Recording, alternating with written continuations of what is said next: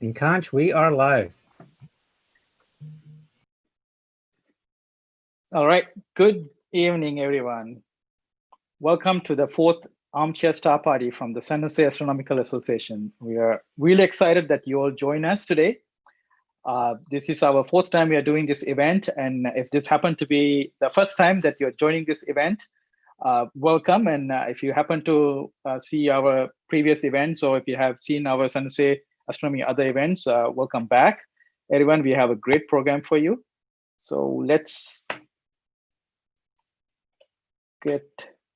before we get started, I want to give you a couple of tips here to enjoy this program a little bit better. So the first tip here is to go into the dark theme that YouTube has. So find your name here on the top right corner and click on it and look for the dark theme and turn it on. That will help you to get the background dark, and it will, because most of the objects we are showing has dark background, so it will make it better. The second tip that I have is to go into your YouTube right bottom. There is a gear item here, which will allow you to select the quality. If you can get to the 720p quality, pick that. And because we have very high quality images and videos that we want to show you. So those are my two tips. Sorry, going further. Before we go further, I want to introduce our club to you. Pardon for those who have been to the astronomy programs here and has seen this slide or the explanation here, but there are those of you who are joining us for the first time. So mostly this is for you. We are San Jose Astronomical Association, and you'll hear us mentioning ourselves as SJAA as short name. We are in San Jose, California, and specifically in Hoagie Park in San Jose. We were established in 1954 as a educational organization, primarily catering for the hobby of astronomy and related sciences. And we happen to be a nonprofit organization. And we have many programs. We have programs for our members, and we also have programs like this for the general public. So let me quickly go through a few of these public programs. So they're listed here. We have a number of star parties and public talks. I do want to mention here that this year has been a special case. Most of our in-person events, we had to cancel it because of COVID-19.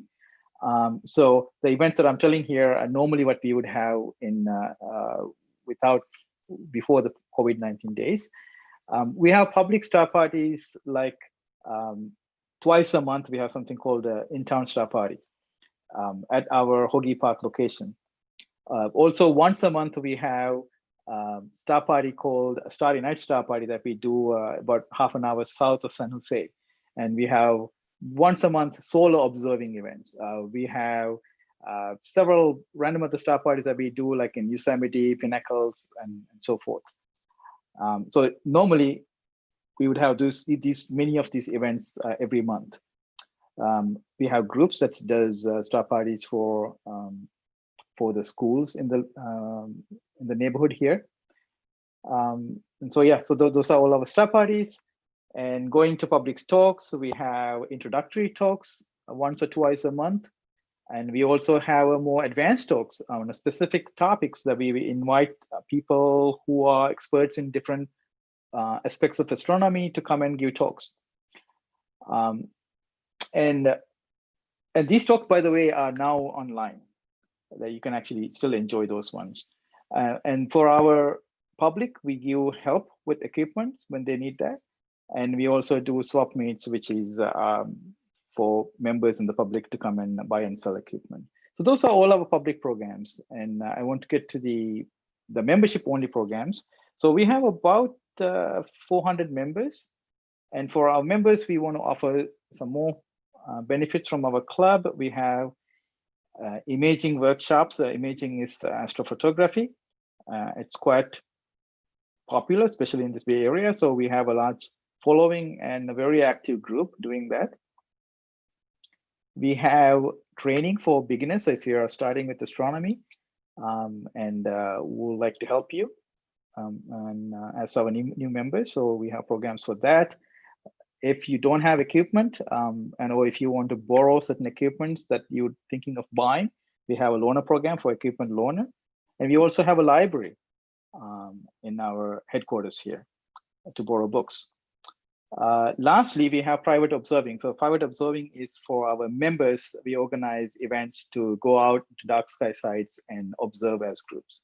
So all these things are membership programs. $20 a year is the membership.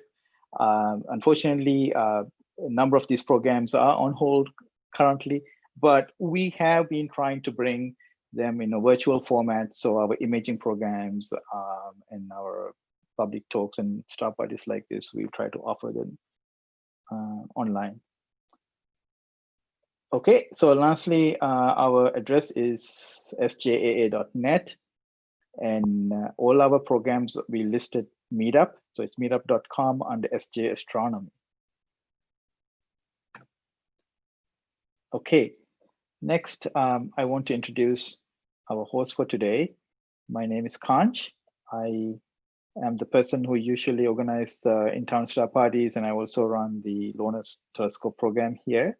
And then comes Carl and Roshi. Carl and Roshi are our Starry Night Star Party leaders. So they will be here today, especially giving you a walkthrough of the night sky. Nancy is helping out with several programs like this one today, but she's mostly, you might see her at the solar program. Swami is a board member of our club, and he's helping out everywhere also. He is an ex-president of the club. Glenn is one of the leaders in the imaging program. And if you're interested in imaging, you can reach out to Glenn, and he'll be very happy to help you out and guide you there. Marianne is also another member of the club who helps out in many programs, and especially if you happen to come to our public talks or board meetings, and you will see she's the person who is in charge of our snacks that you would normally enjoy. And then comes Wolf. Wolf is our solar program leader. Also, he does the introductory talks for our club. Nicola and Joe are two of our imaging program members who are going to help us to do this program today. And then we have Chelsea and Sophie. Chelsea and Sophie are interns. They're in school, but they are really interested in astronomy, and they had done helped with our Armchair Star Party last time, and they are also helping this time. So we welcome them here. And then we have Uncle Yoda. Who put this one here? Okay, anyways, apparently we have a Yoda here. I guess he's bringing the force with him, I guess, to the star party. All right, we are almost getting started here. So I want to give you a quick summary of the plan for today. We have first, Nancy will come in and give a sneak peek of what to expect. And then Rashi and Carl will lead the night sky section, where you can see the stellarium and the program they will run, and they will describe what you can see these days in the night sky. And then we'll go into a quick Q&A session. And that will be driven by Swami. Then we start the Armchair observing session that we have few of us will present there. Lastly, we'll come back to more question and answers.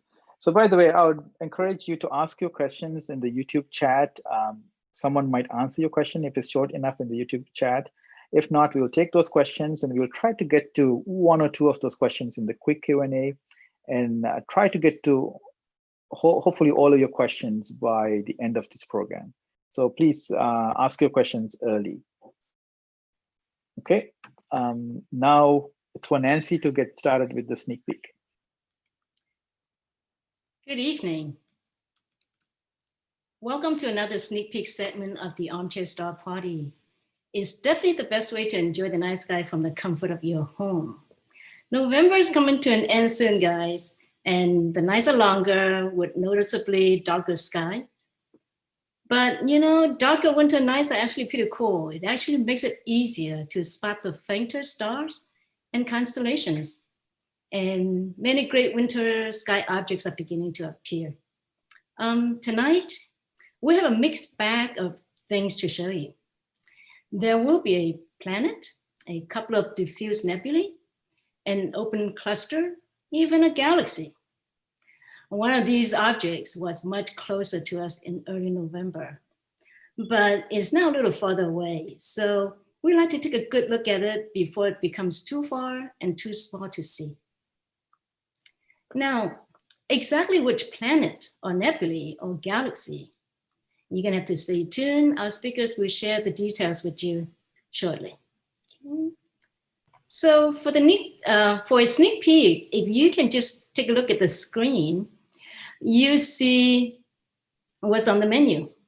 As you can see, these objects do look spectacular in those images, and they really are. And the images are taken by our SJAA members, Glenn Newell, Hai Murphy, and Jiang Wanpeng.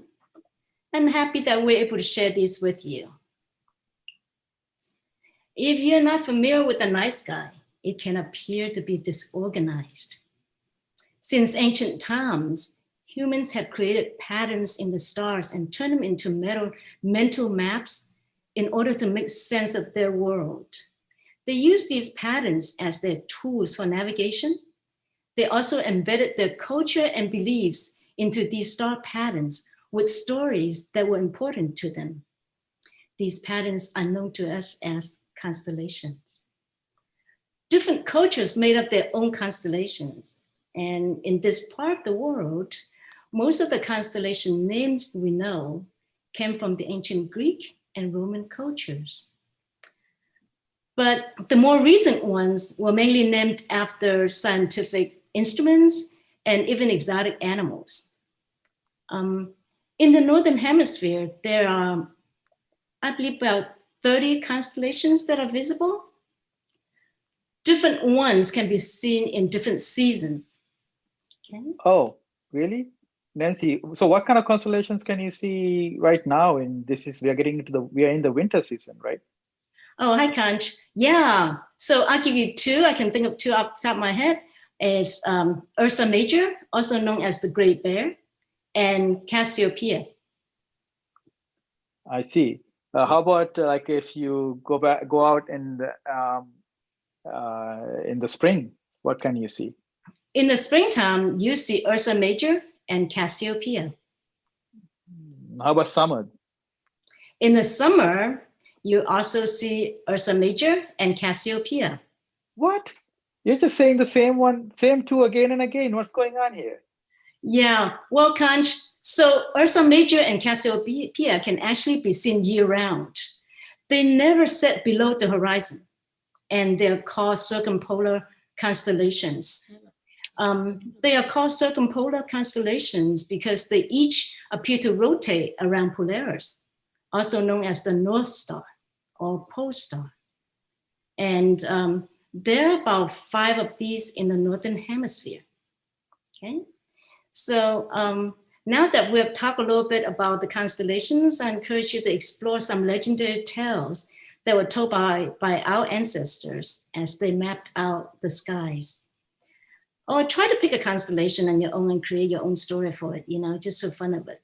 And the universe, as you know, is huge, so vast, and there's just so much to learn. And next time when you're under the night sky, look up, look at the stars, and be curious. Up next is the night sky segment. Please welcome Rashi. Thank you, Nancy. That was awesome. Conch and Nancy, great job on the introduction. Some amazing topics ahead. Let me go ahead and share my screen. And let's get started with the night sky segment. So hello, everybody. My name is Rashi.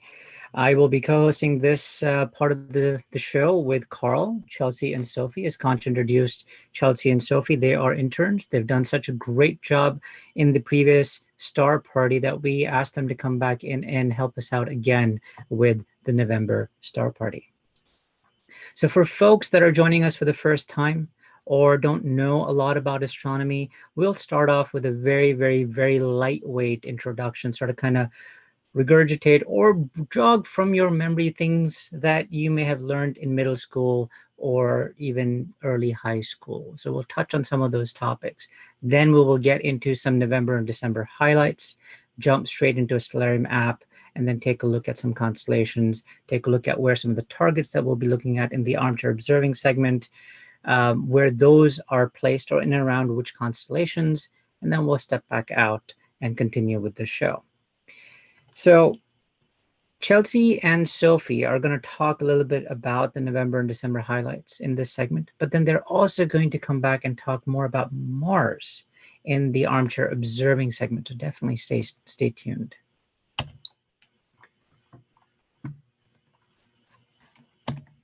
So what is up in the night sky? Well, there's a lot of stuff in the night sky, right? There's a whole universe worth of stuff in the night sky, and many times we're just scratching the surface. Now, we can't cover everything that's out there, but we can talk about a few things, and then we can start off closer to home.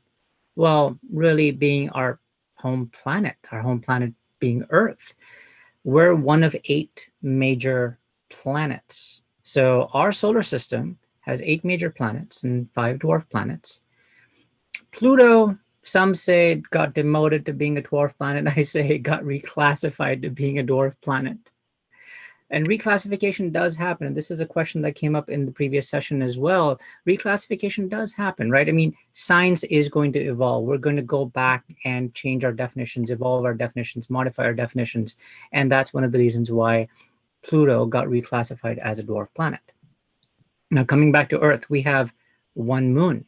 But do other planets have moons? Yes, they do. Mars actually has 2 moons, Deimos and Phobos, and we'll take a look at images of those in the next segment. But what about some of the others, the bigger, the gas giants that we have? Well, Saturn is in #1 position with 82 moons, and Jupiter is in 2nd place with 79 moons. If it were a race, I would say Jupiter would have to give birth to 3 more moons to get onto equal footing as standard. And if and when that happens, we will let you know. Definitely in the next upcoming star parties.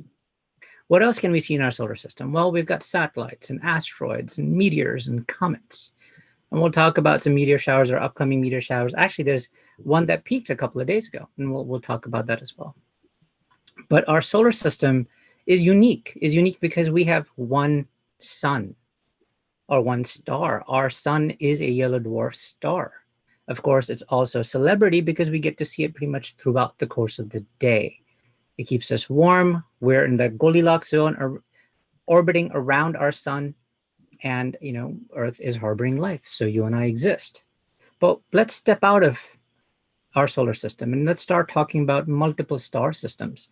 So when you have 2 stars, and I'm going to use a prop here, when you have 2 stars that are doing a gravitational dance, then it becomes a binary system, an actual true binary system. But then, well, there's something called a visual binary system. Well, what is that? Well, from our line of sight, if we're looking very far out and you've got 2 suns that seem to be really, really close to each other, but in 3-dimensional space actually are relatively pretty far apart. Well, to us, it looks like a binary, but in actuality, they're very far apart. So then we call it a visual binary. And I think it's important to make that distinction. But do other systems beyond 2-star systems that are gravitationally bound exist? Yes, they do. Tertiary systems, 4-star systems, 5-star systems. And this was another question that came up in the last star party. Well, what's the max? And I think the max that we've been able to research and find out is roughly around 7, because past that, the gravitational mechanics makes the system very unstable and stars would then get flung out. And so I think 7 is where we have researched or found to date where we are able to find some stability. And let's go bigger. Let's go more stars, right? We then start getting into the realm of open clusters when we have hundreds to low thousands of stars that are separated out by quite a bit of distance, taking a big patch of the night sky, but then they are still gravitationally bound. And those are open clusters. So you can imagine today's climate, we can call and say that they are social distancing of sorts. But these open clusters do eventually also disperse. Our star was probably part of an open cluster. Our sun eventually got dispersed, just like how siblings go their separate ways. These open clusters and their siblings would go separate ways as well over time, long periods of time. But then we start getting into tens of thousands to hundreds of thousands of stars clumped up in a tiny ball. Those are called globular clusters. They're very, very dense structures, ancient structures, theorized to be cores of smaller galaxies where the rest of the galaxy has been ripped apart by the larger galaxy, but these cores are circumnavigating or orbiting the larger galaxy. Now, food for thought. Most of us have seen very large chandeliers, maybe not in our own homes, but in other buildings. Now imagine you were sitting or standing or inside one of these very large chandeliers with tens of thousands or hundreds of thousands of lights all around you. Imagine that you were on a planet and no matter which direction you looked in, you just saw thousands and thousands and thousands of stars. What an interesting experience it would be to be living in a globular cluster. Food for thought. And of course, Nancy talked about constellations, right? Constellations, these narratives that have been told from generation to generation to generation, these stories that have come about. And then, of course, they got standardized to about 88 constellations that we can see. And these constellations, we are very familiar with the 12 zodiacal constellations.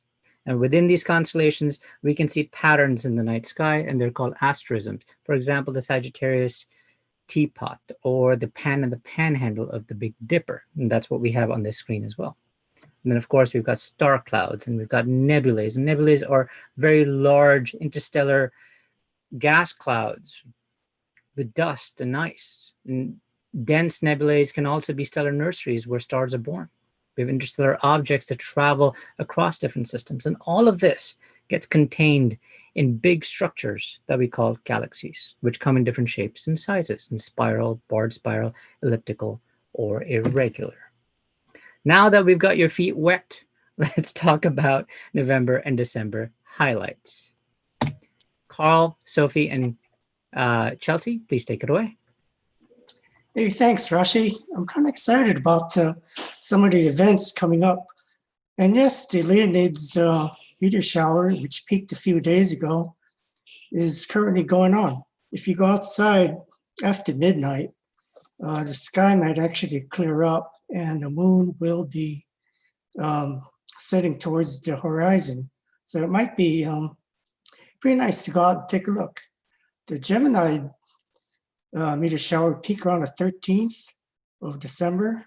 And as a bonus, the moon will be gone. So it'd be pretty dark. And the Geminids is one of the year's spectacular showers. So that'll be a pretty good event to wait for and go see. Next is the Ursids, which will peak about the same night as the winter solstice, December 21st. The moon was set after midnight again. So this would be the best time to go look. Speaking of the moon, on December 30th, there will be a penumbral lunar eclipse. This is an almost lunar eclipse because the moon does not quite cover the moon completely. So this should be fun to see and compare the brightness that you might see otherwise. Kind of neat. It'll start about 11:30 p.m. and maximum would be about 1:40 in the morning. So, Sophie, I was worried a few weeks ago that we were going to get hit by an asteroid. Yeah, Carl, thank you. So just a couple weeks ago on November 2nd, a 7-foot diameter asteroid named 2018 VP1 just had a narrow miss with Earth. It flew by at a distance just 2% of the distance from the Earth to the moon. And this asteroid was actually referenced a lot in the news as an election day asteroid, since it flew by just a day before the presidential election. Now, if we take a more closer look at the sun, we notice that there's a total solar eclipse on December 14th. This is an event that occurs when the moon is exactly between the sun and the Earth, and it completely covers up the sunlight we see. Unfortunately, this event can only be seen from southern Chile and Argentina. However, because this is such a cool and unique opportunity, it is well worth your time and can likely be seen from live streams.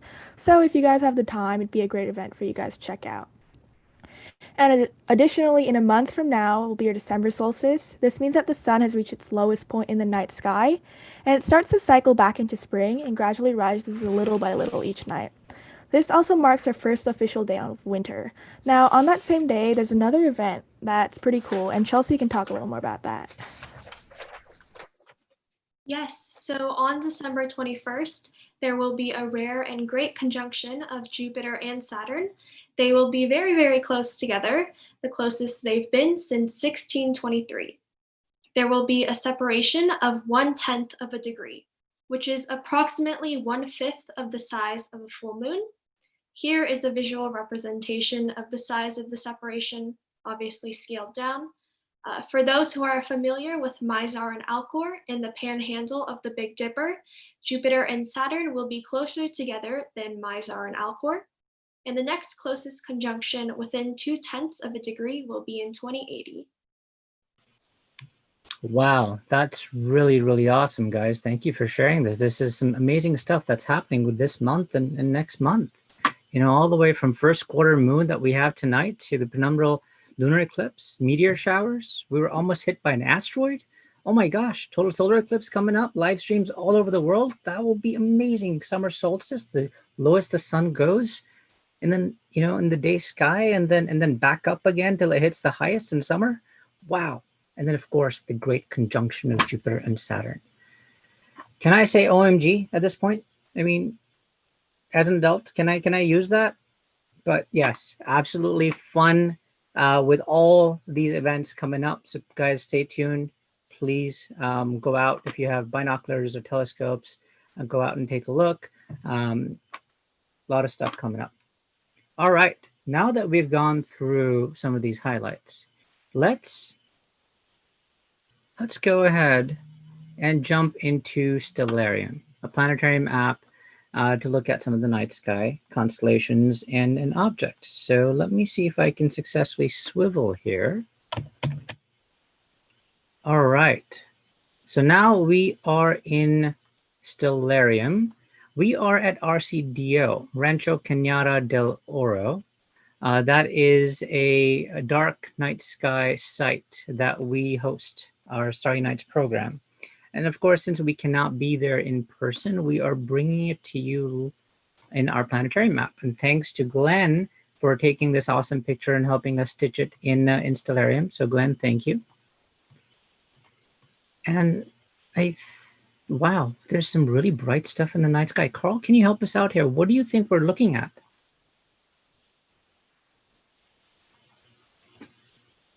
Well, that big orange thing up there looks like Mars.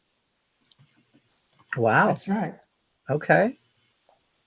What about the one in the center of the screen or close to the center of the screen? That's our moon as seen as tonight. Wow. And then the two bright dots closer to the horizon? It's got to be Saturn and Jupiter. Saturn and Jupiter. Oh my gosh. Wow.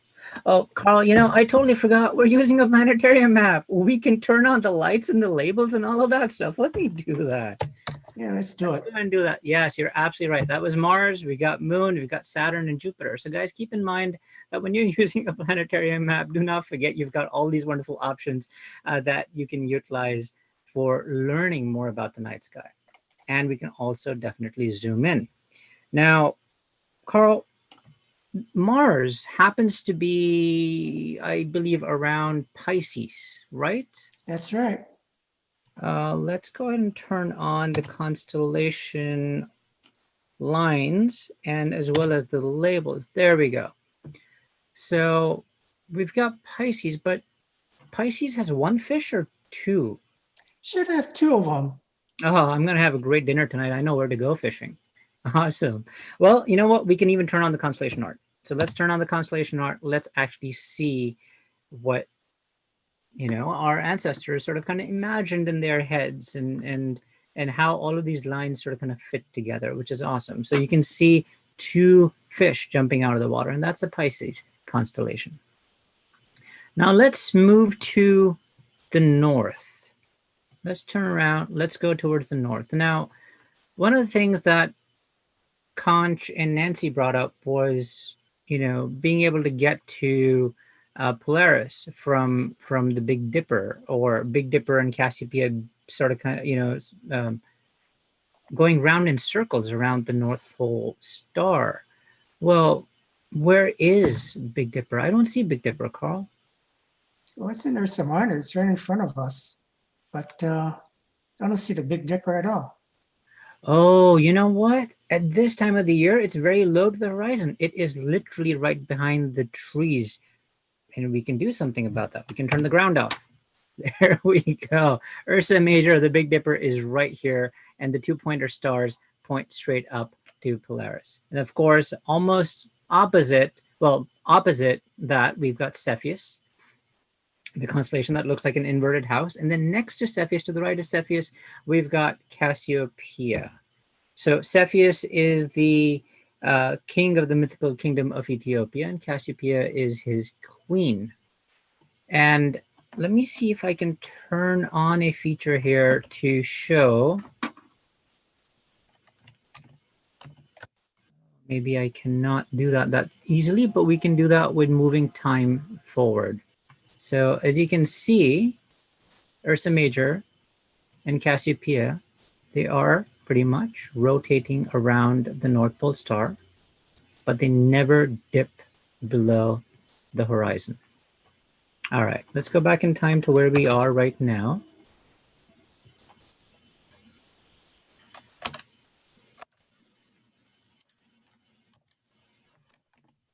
I think we should be right about there.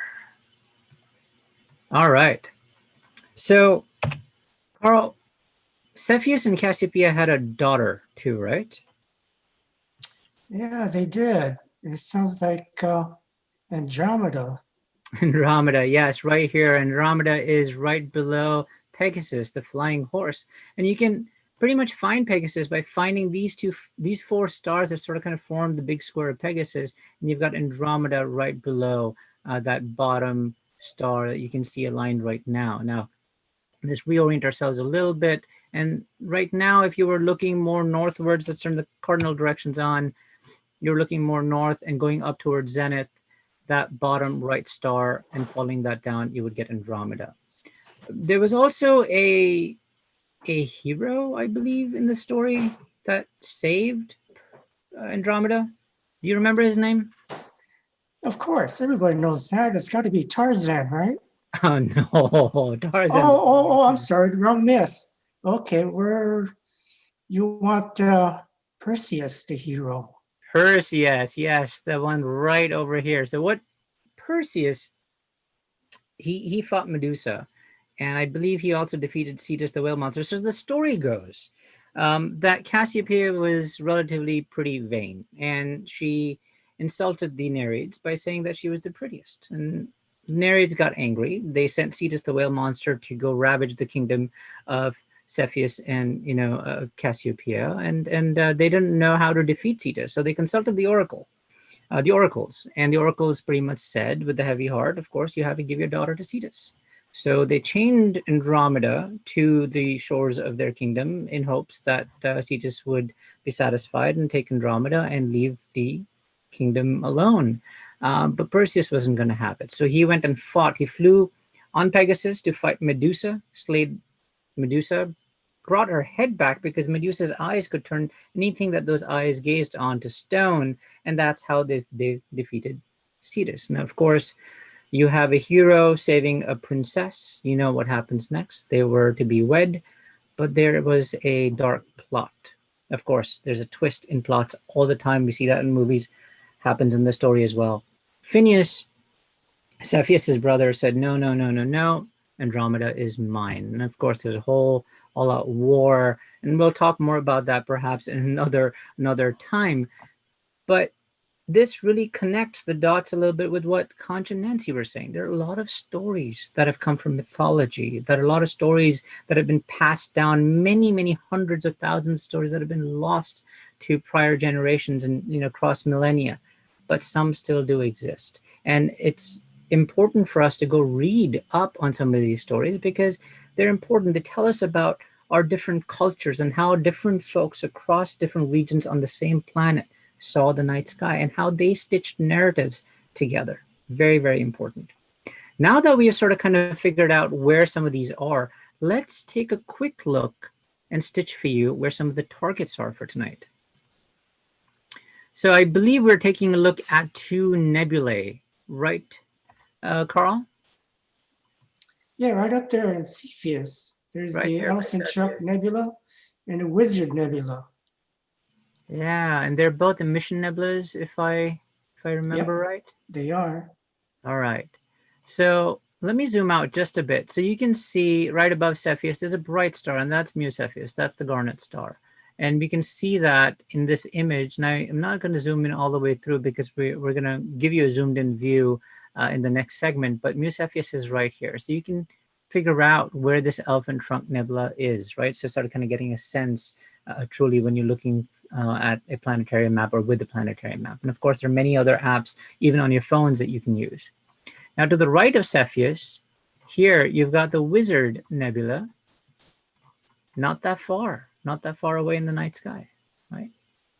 Okay, and they're both emission nebulas. Now, there's another construct or open cluster that we're going to be taking a look at today, and that's in Cassiopeia. But Carl, I thought it was called the OWL or ET cluster. Here, it's showing Dragonfly cluster. Do I have it wrong? No, you got it right. You could call it Dragonfly, ET. You could call it OWL cluster, or you could call it NGC 457, whatever you want to call it. Oh, wow. Okay. A lot of options, a lot of different names. But then again, these are catalog names, right? I mean, these are standardized catalog names that we can read up on. Of course, there are references across different catalogs.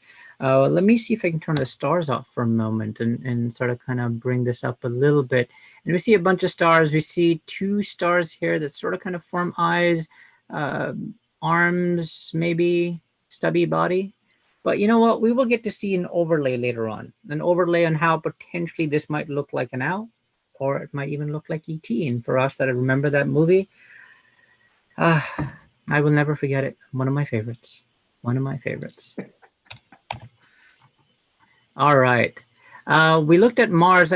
There's one other thing that we're going to be looking at tonight, right? And that's a galaxy.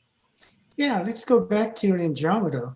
Oh, here we go, to the right side of her, right waist, right here, Andromeda Galaxy. Yeah. Okay.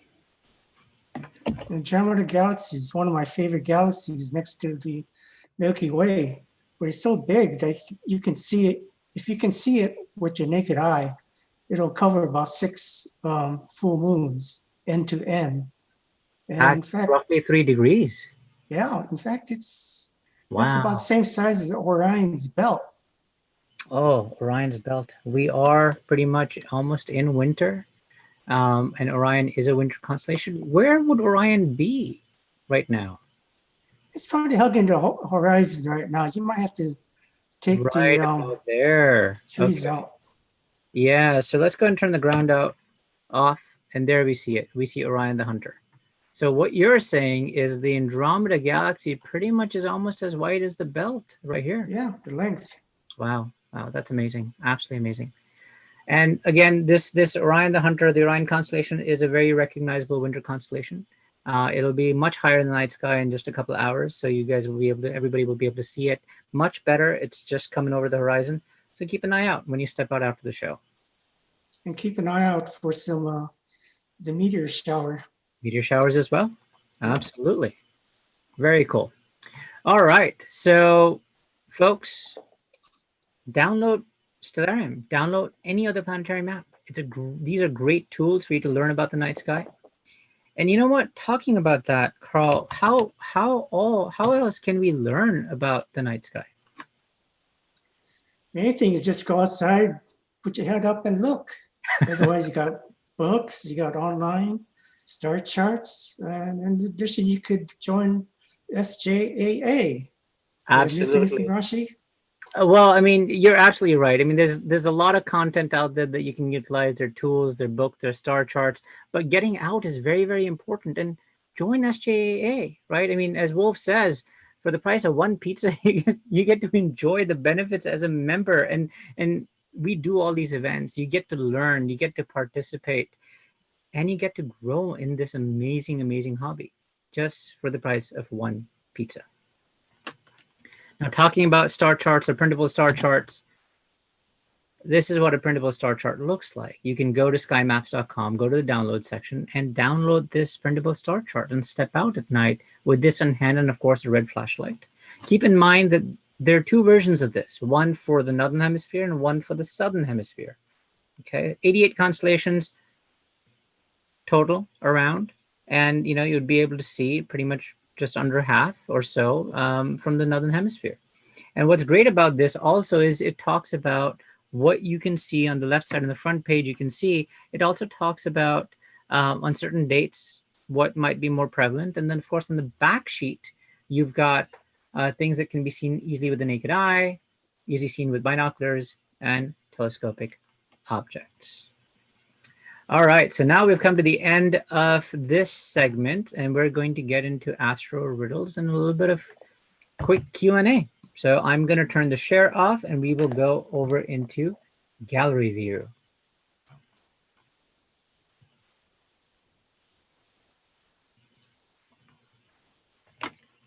All right. So Nancy, all over to you. All right. So let's take a brief detour and do something different. The other day, I came across some random riddles on the internet, and I decided to share them with you.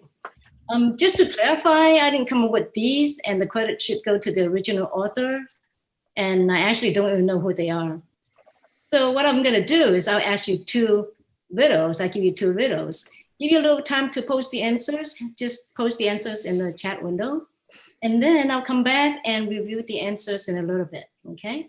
And I also post the riddle in the chat as well. So let me read out the first riddle. Riddle number one. Have you heard about the new restaurant on the moon? Let me repeat. Have you heard about the new restaurant on the moon? Riddle number two. Why is a moon rock tastier than an earth rock? Why is a moon rock tastier than an earth rock? Okay, so we've got better cheese, Nancy. We've got better cheese. You think so? Good try. So we're going to verify the answer in just a little bit. Okay. So while you think about the answers, I'm going to hand the mic over to Swami and let him get on with the Q&A. Swami, do you have questions from our viewers? Yes, Nancy. So there have been a few questions asked on the YouTube chat, and there are three questions so far. So and Marian has already been answering those questions. But let me just repeat those questions here in case any of you want to step in and add more to this question. So Christoph is asking about the conjunction, the great conjunction of Saturn and Jupiter. And his question is that, does it mean we'll be able to see Saturn and Jupiter together in the frame of a telescope? And anything you can talk about the focal diameter, etc. So anybody wants to answer that question? Well, a 1/10 of a degree is, it's small, but it's not that small. So you should be able to resolve that relatively pretty easily, even with a, lower focal length telescope. So yes, you should be able to see both of them in one frame. Absolutely. It does depend a lot on the telescope that you're using and what the optics are like. But typically, a frame of the field of view of a telescope is maybe a degree across or 2 degrees. Anyway, 1/2 degree to 2 degrees. It depends on the scope. But yeah, you should be able to easily see both in one shot, which would be pretty cool. The question best that view probably is binoculars. Is you can if you have binoculars, most of you probably have binoculars. That's probably you're definitely going to see them together. Oh, absolutely, yeah. Yeah. And the original question was about a telescope, but yes, binoculars will give you an even wider field, and you will see. Yeah. And with the naked eye, it might just look like a very bright one, just like Jupiter primarily. But yeah, they'll be very, very, very close. So it'll be brighter, but naked eye, you won't be able to most likely resolve. And be quick about looking for it, because it's going to be pretty much down to horizon by that time. So you got a small window between 5:30 and maybe about 7 o'clock.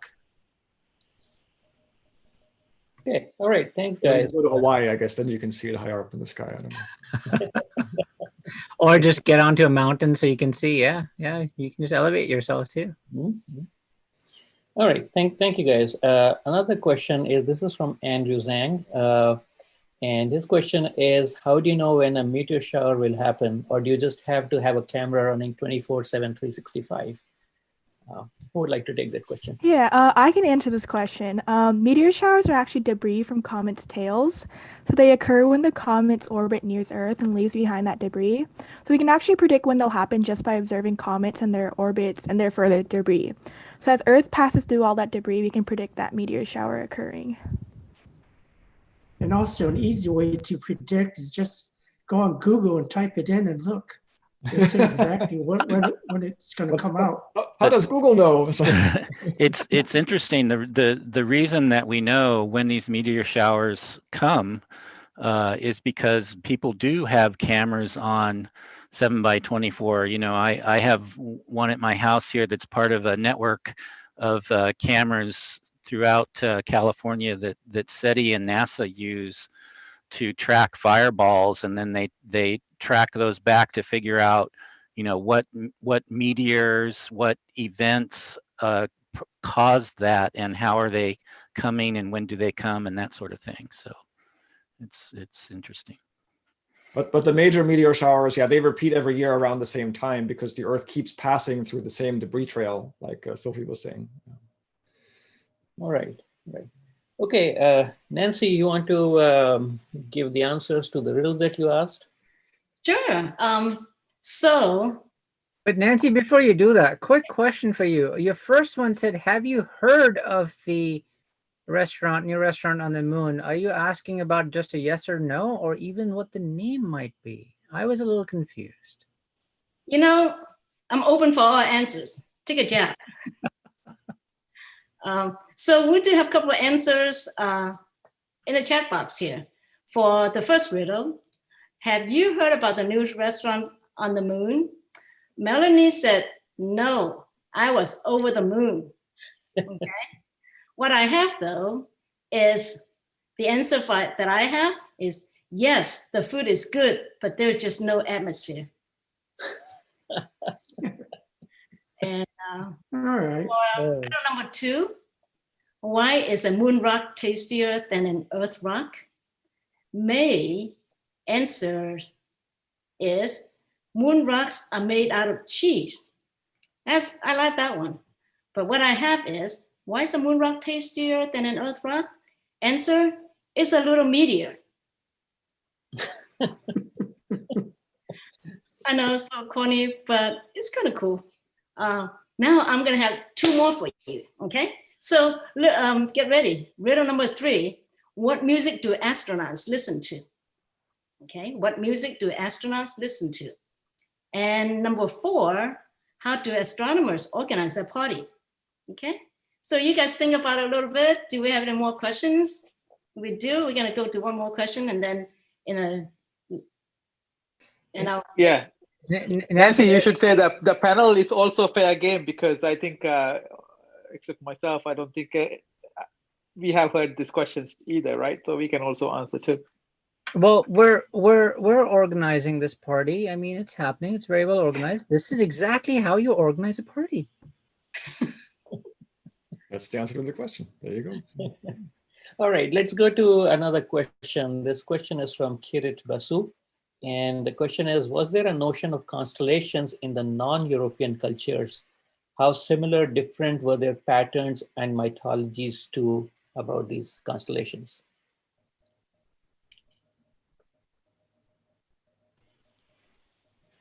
Sorry, Rashi, you're the constellation expert here. Right? And I didn't catch the question. Could you repeat that one more time, please? Sure, Rashi. The question is that, was there a notion of constellations in the non-European cultures? And how similar, different were their patterns and mythologies to these ones? Oh, wow. I don't know if I can really answer that question without more research. But constellations have been tracked throughout a lot of different cultures, even a variety of European cultures. Now, the stories necessarily don't call out the same stars and the same kind of structures or patterns, but there are a lot of linkages across. Now, some of the constellations very similar, right? I mean, if you take a look at Orion has similar stories across different cultures. You've got Scorpion or Scorpius. Scorpius has a lot of cultures that reference it and consider it to be a scorpion, which is very, very interesting. Now, of course, these relationships, these stories span throughout, a lot of time, and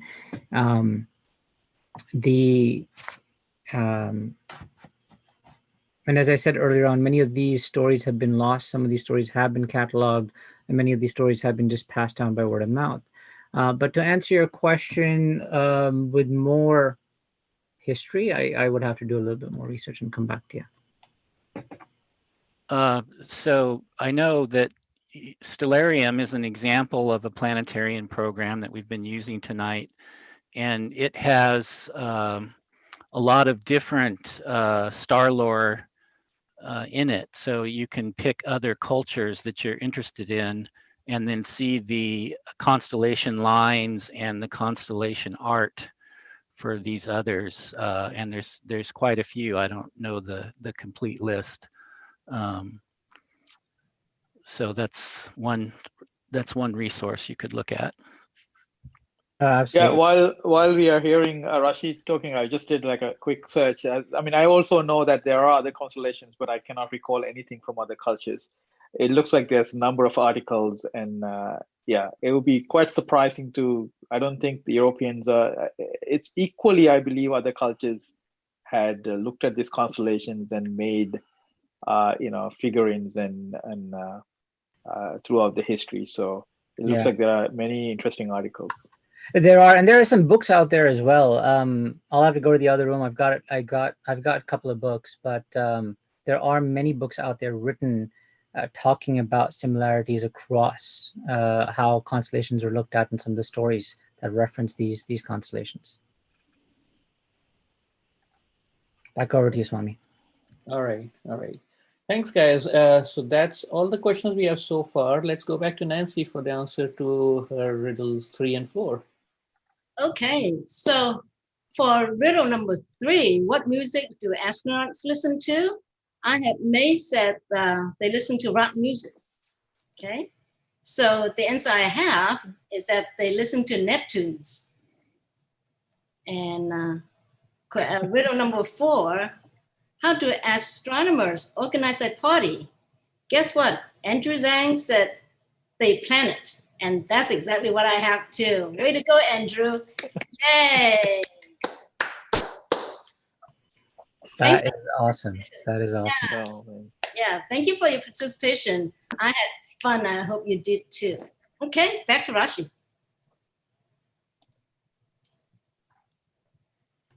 All right, so we are going to get into the armchair observing segment now. Let me share my screen to get that slide up and going.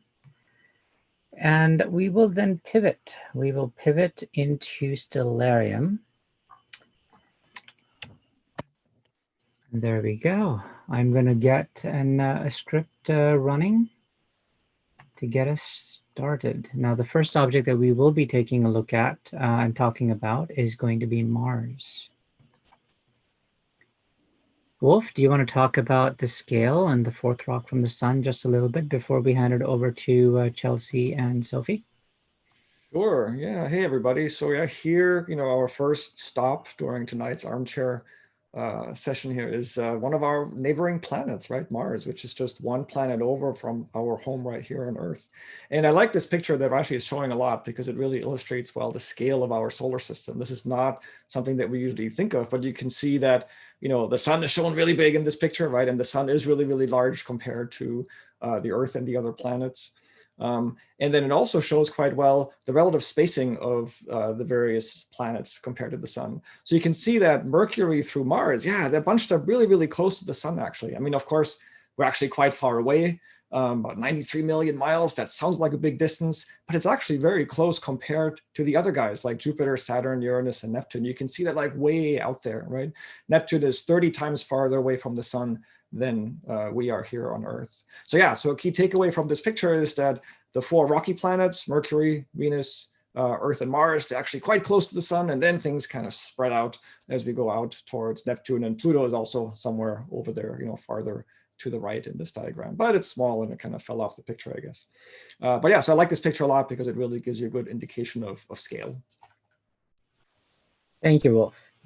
Now let's trigger the next screen, and that's really going to show us where Mars is. And we did that in the previous segment, but we'll do that again so folks get a sense of the location.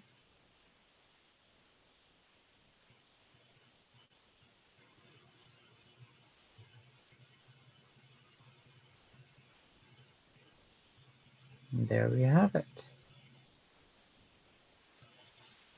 And here we're zooming in and taking a look at Mars, and Mars definitely has some surface features as well. And I'm going to invite Chelsea and Sophie to talk more about Mars.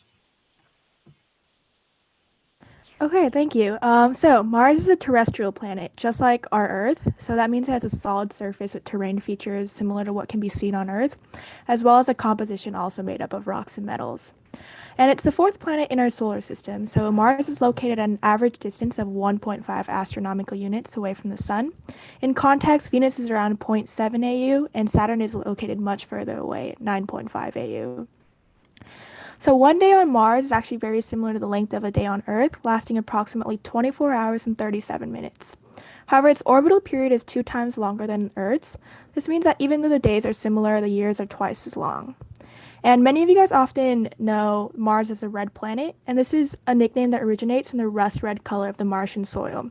This is because Mars has a rocky composition of iron, and this iron, when exposed to that atmosphere of Mars, creates the iron oxide in the mineral. The same rusting that you see on your bike locks occurs on that planet-wide scale and gives that planet the iconic red color. And so Mars has 4 seasons, just like Earth. However, each one lasts 2 times as long as ours, which makes sense and is actually proportional to the length of Mars' year, which is, just like we said earlier, 2 times as long as Earth's year. And Mars has infamous dust storms that can be seen in a lot of photos. It's often seen covering large portions of the planet. These storms are colored red because of its soil, and the storms can vary in size, ranging from the size of states to countries to even continents. They are even referenced in the media often, as can be seen in movies like The Martian, where, if you guys know, the main character is stranded on Mars because of a dust storm. And however, these storms are actually not as strong as they're often portrayed or many might think. This is because Mars has a really thin and weak atmosphere, which means that the winds do not ever reach those high speeds. In fact, almost all Martian storms end up just being weaker than the hurricanes on Earth. And another point of interest on Mars' surface are those permanent polar ice caps. Just like our very own, they are located at the North and South Pole. As the seasons progress, they recede and then refreeze in the colder seasons. However, instead of water ice, these ice caps are mostly layers of dust and carbon dioxide ice. And scientists are still studying them extensively, as new evidence of liquid water possibly below the surface of these ice caps is resurfacing. Now, Chelsea can actually talk a little more about this, how we are exploring and studying Mars. Yes, so there have been quite a few orbiters and probes sent to Mars, including the Mars Climate Orbiter and the Mars Geoscience Orbiter. Most notable of NASA missions to Mars include Pathfinder in 1996, as well as Spirit and Opportunity, launched in 2003. Pathfinder returned with 15 chemical analyses of rocks, soil, and weather factors, and suggested to scientists that Mars had, at one time, water existing in its liquid state in a much thicker atmosphere. Spirit and Opportunity, which were twin rovers, were dedicated to explore the Martian surface and geology, along with the history of water on the planets.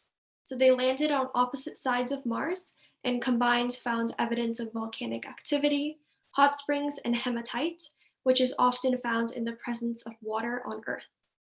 So a quick update on the latest mission, which is Mars Perseverance 2020.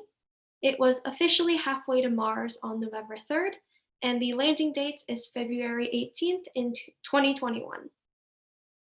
And so with all of these missions, scientists are trying to uncover the possibility of life on Mars. Ultimately, it's still a big question that needs to be discovered. Leaving Earth, exploring space, visiting foreign worlds, and colonizing other worlds have seemed like a sci-fi dream, but with all the advancements being made, we are inching closer to making these dreams come true. Both public agencies and private companies are exploring possibilities and pushing boundaries of science and technology. Seemingly more like a movie than reality in this moment, we are very well maybe sending people to Mars in the near future, thereby opening up a gateway to further exploration, allowing us to travel past Mars and beyond. Awesome. Thank you, Chelsea and Sophie. I also want to point out on this slide that on the bottom right, we've got a wonderful image of Mars taken by Glenn this year itself. Glenn, you want to quickly talk about that? Sure, and I can show a video as well when that's appropriate. So back on in October, Mars was approaching what they call opposition, and it's actually the time when it was going to be the closest to Earth in quite a while. And so I spent a lot of time learning how to photograph Mars, which is completely different from a lot of the other types of objects that we've talked about tonight, nebulae and galaxies and whatnot. Planets uses a completely different technique and a different telescope setup. So that was a real interesting experience, and you can see my result there. And then if I share my screen here, go ahead. Okay. Here is the video that was used to produce that image. And you'll notice a couple things. One, you'll notice that it seems like it's blurry. Yeah. Sorry, Glenn, we don't see the share. Oh, my bad. There's always that extra button. How about now? Yes, we can. All right, let me just start it over here. So you'll notice a couple things here. First of all, it's jumping in and out of focus, and it's jumping around, and that's because you need this really extreme magnification to see something that small in the night sky. And you're also looking through Earth's atmosphere. So that's what we call seeing. And the atmosphere is sort of roiling and different temperature air pockets and stuff. So it's always fuzzy. And so we use a technique called lucky imaging to take the fastest frames that we can, essentially video at the fastest frame rate we can manage. And then we have software that pulls out the sharp bits and reassembles them into an image like you saw on the slide there. The other thing you'll notice is that this is a monochrome image, and that's because I used a monochrome camera, but we reassembled things into a color image by taking repeated videos through different colored filters so that we could have, the red, green, and blue. And also in this case, infrared was used to capture, the detail. And this is actually an infrared movie that we're watching here. So that's how I captured Mars back on October 13th. And tonight here it's cloudy, or we would have done this live. But go ahead, Rashi. No, I was just going to say, how long is this movie? I'd like to get some popcorn. Yeah, it's pretty short. It's 3,000 frames, and the recommendation was to take 5 of those for each filter, and then you go about processing them, the lucky imaging technique, into stacks. Then you end up with single images for each color that you then merge back together. So I can. Glenn, there's a question Sure. coming up saying whether you use raw video or compressed. You want to avoid compression because could be lossy, right? So you want as much detail as you can. And so, we wouldn't use compression. There's actually a special format that's used for this. It's called a SIR file versus a compression type video. Oh, that's pretty awesome. Glenn, so what were the total number of frames you took? Oh, well, geez. I mean, I worked on it for a long time. It was a learning experience because I'm new to planetary imaging. You know, my favorite thing to image is emission nebulae. And so this was a new thing for me, so a learning experience. But several nights back in October, and you know, I definitely filled up a hard disk. So it was a lot of stuff to pick the best of the best out of. But again, we have software to help with that. That's awesome. That's really awesome. Thank you, Glenn. Yep. All right. Anything else? Anyone else want to add on Mars before we start moving to our next target?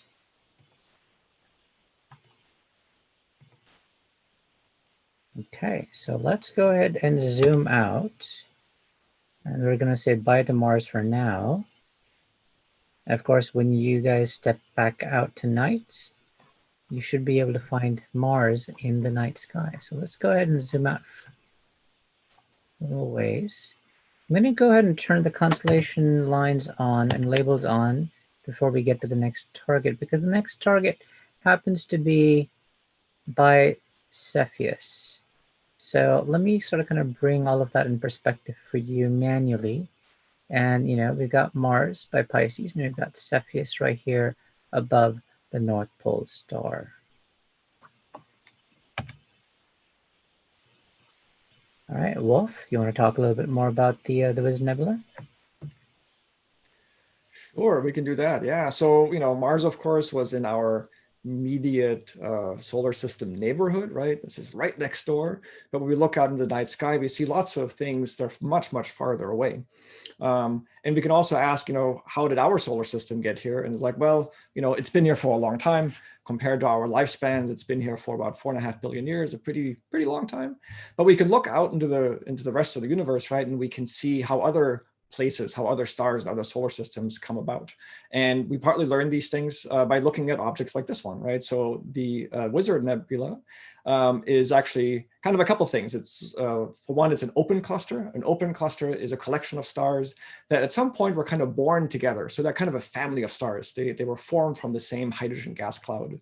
And over time, they kind of drift apart. So our own star here, our sun, was also part of an open cluster at some point, but you know, its family members have kind of moved out of the neighborhood. But here we still see an open cluster, and around it is a lot of gas that is being illuminated by, a couple of really bright stars. So there's gas out there, radiation from the stars is energizing the gas cloud, and then that gas cloud glows, and that's what we call an emission nebula. So it's a cloud of gas that's emitting light.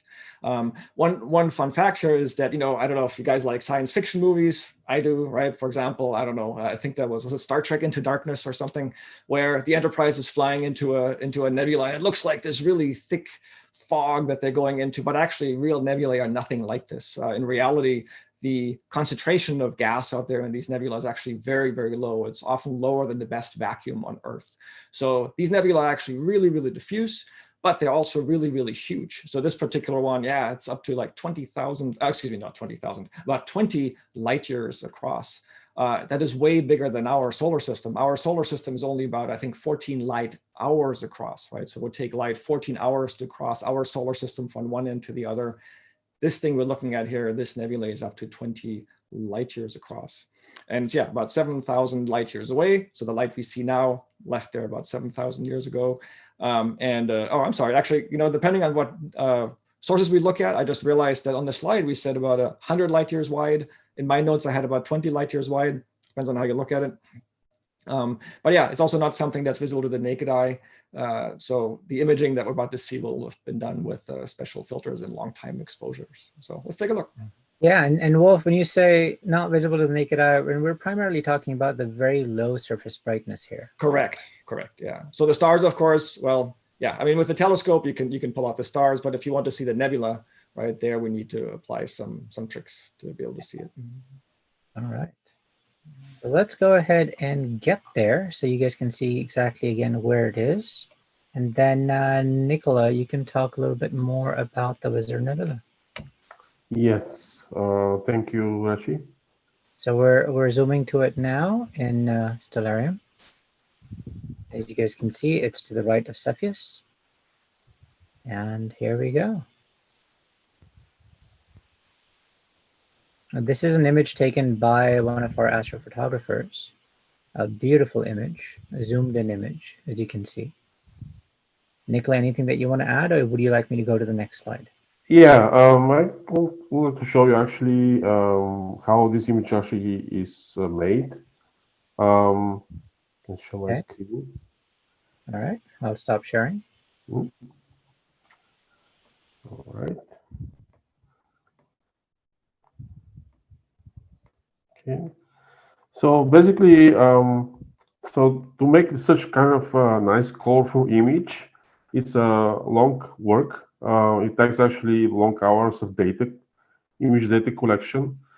And basically, you have to collect several colors of images with different colors, and then stack them together to create a color image. So the original images from these nebulae are actually black and white, and these are the raw data. These are actually raw data from my telescope with a filter called H alpha, or doubly ionized hydrogen.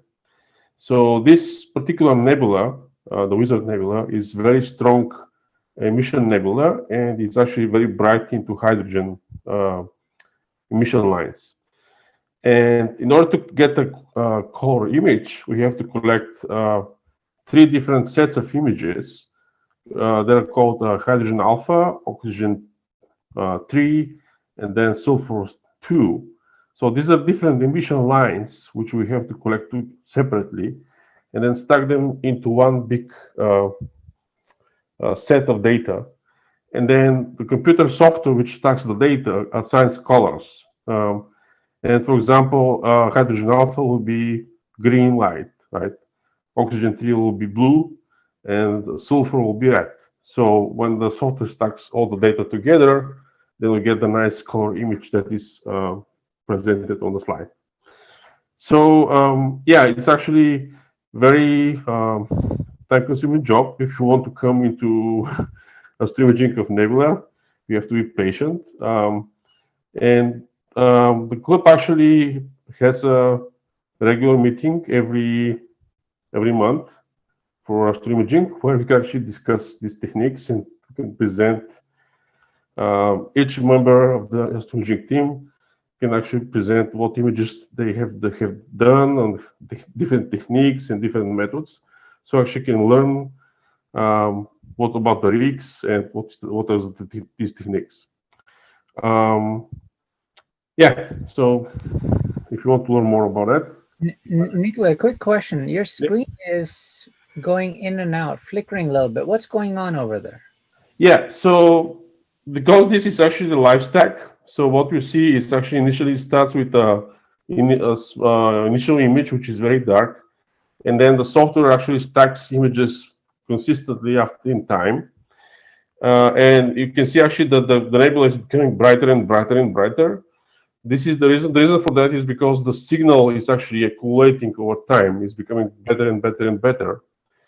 And also, you can actually notice that there are actually white spots on the image which actually disappear. So this is called noise.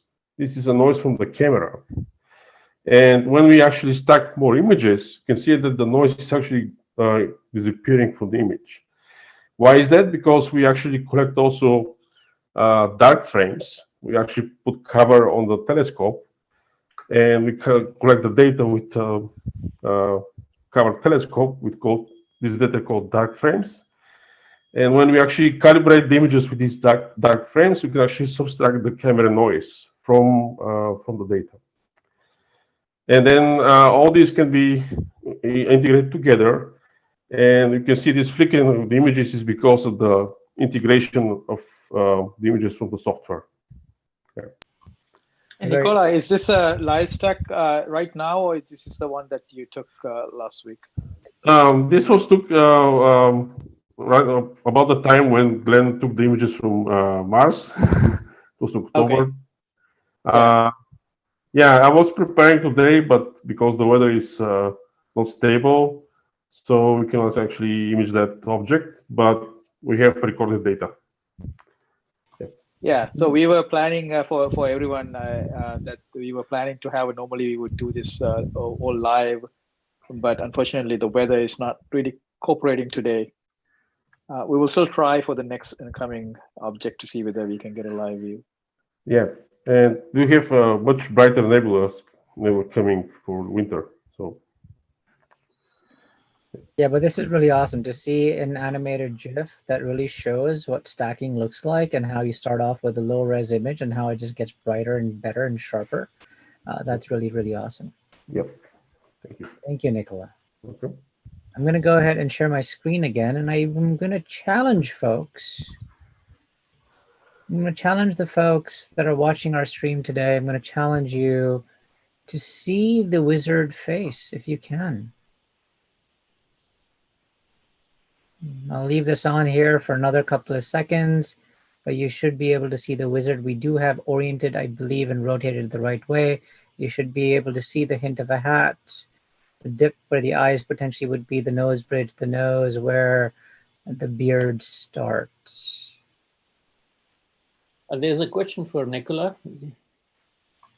Go for it. The question is, how long are each of the exposures, and do you need tracking hardware for the camera? Yes.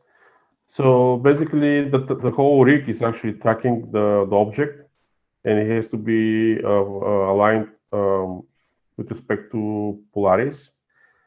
And also, each image is actually about 5 minutes long to accumulate actually about an hour for each of the filters, for example. But each image is 5 minutes long. Great. Thanks, Nicola. Welcome. So, any other questions? Not right now. All right, cool. Now let's move to our next target. Let's zoom out. And we will be going next over to the Elephant Trunk Nebula in the near vicinity. But we're going to zoom out a bit so you can see where the wizard was. And if you remember, the elephant trunk somewhere around here. So let's go ahead and see if the script will get us there successfully.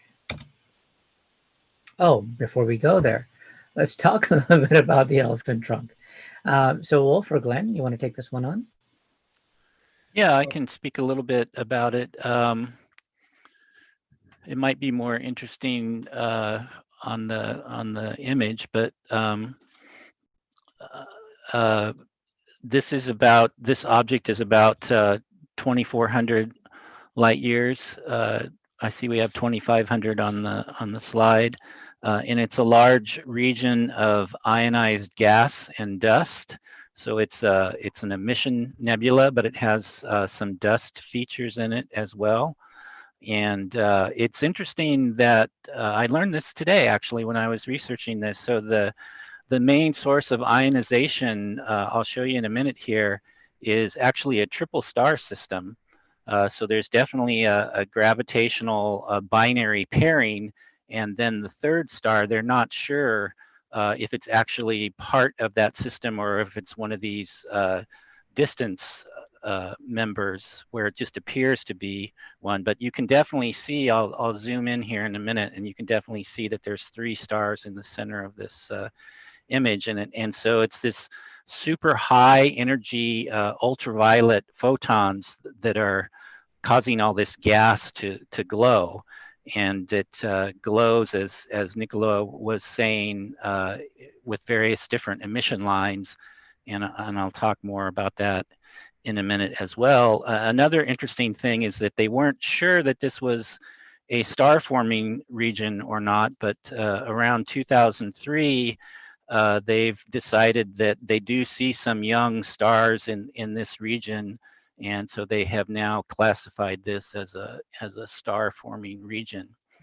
The object that you see in the center towards the bottom there is the quote elephant's trunk. So it's sort of upside down from how the elephant would be and I'll show you in a minute. Or actually no, yeah, I did orient it this way. But I did see on the Wikipedia page today, staring at it, I did sort of notice where I could see, you know, there's an elephant with big ears, and then he's got this trunk thing hanging down, which is a big globule of dust. So that's what that's about. And let me grab control here, and let's see if I can press both buttons this time. Share screen. I want to share screen 1 and press share. So yeah, so you guys can see my screen now. Yes, we can. Okay, so this, I left my, yesterday it was clear. So yesterday I took 6 hours of data on the Elephant Trunk Nebula, and I left the computer running this morning rather than shutting it down. This is the computer out at the telescope. And so this, you can see here in the upper left what one of these frames looked like. And I'm doing 10-minute exposures. So this was a 10-minute exposure through an H alpha filter, as Nicola mentioned. And then we have sulfur, which in a single image, you can't really see any detail there. And then the oxygen 3, and again, in a single image, you don't get the detail. And so you have to do what's called stacking. This is a plane going over my house right now in the all sky. And that's that little dot there is Mars, by the way. And it looks like the clouds are clearing up, but it was cloudy when we started this presentation tonight. So let me jump over here to processing these images. So let me first, I talked about this star right here in the center is the one that's causing all of this ionization of this region. And if we zoom in there, you can see that it's actually 3 stars, right? So perhaps these two are the binary, and then this one might be the tertiary one that they're not sure is. So that was kind of cool. But so here we have a stack of 6 hours of those 10-minute exposures of the hydrogen alpha. So you see it brings out more detail and the noise gets better. And then over here we have the sulfur 2 stack. And then here we have the oxygen 3 stack. And so to make a pretty color image, you know, we assign a color to each one of these stacks and do some other processing. And we get something like this image here. Again, this is all data from yesterday. And again, you see there's that triple star that's causing all the ionization. And here's the elephant trunk down here, the dark dust. So that's pretty much what I wanted to cover on the elephant trunk. That's really awesome, Glenn. Thank you for sharing. Swami, do we have any questions? No questions right now. I guess everyone is processing all that information, Glenn. All right. Anybody else that wants to add anything about the elephant trunk? Glenn, can you talk about the bright star that's on the right there? Music. I'll volunteer somebody else for that. I was prepared for the ionizing star is HD 206267, an exciting name, but I'm not familiar with this one here. Yeah, so this is yeah, actually I had to remember what it is. So this is one of the biggest red giant stars. So it's a dying star, red giant. I'm not pretty sure whether this belongs to the same cloud or whether we are just seeing it because it's just in the same neighborhood of the sky. But it's one easy way to find it. And if you want to find it from a telescope, find the star, then you can find the nebula. So just want to point that out. Yeah, let me zoom out here, and then, to your point, and we did call this out in the prior section or segment as well, but let's see if we can successfully zoom out and we can point that star out, which is right here. Now, there we go. So, and that happens to be right there, right above the 3. So that's a great way of finding, once you find Cepheus, you find the Garnet Star Mu Cepheus, then you know that you're in that vicinity of being able to find the Elephant Trunk Nebula. Can I ask a question? Absolutely. I know the name Elephant Trunk Nebula sounds pretty cool, but how do you visualize that is an elephant trunk? Can you kind of point to?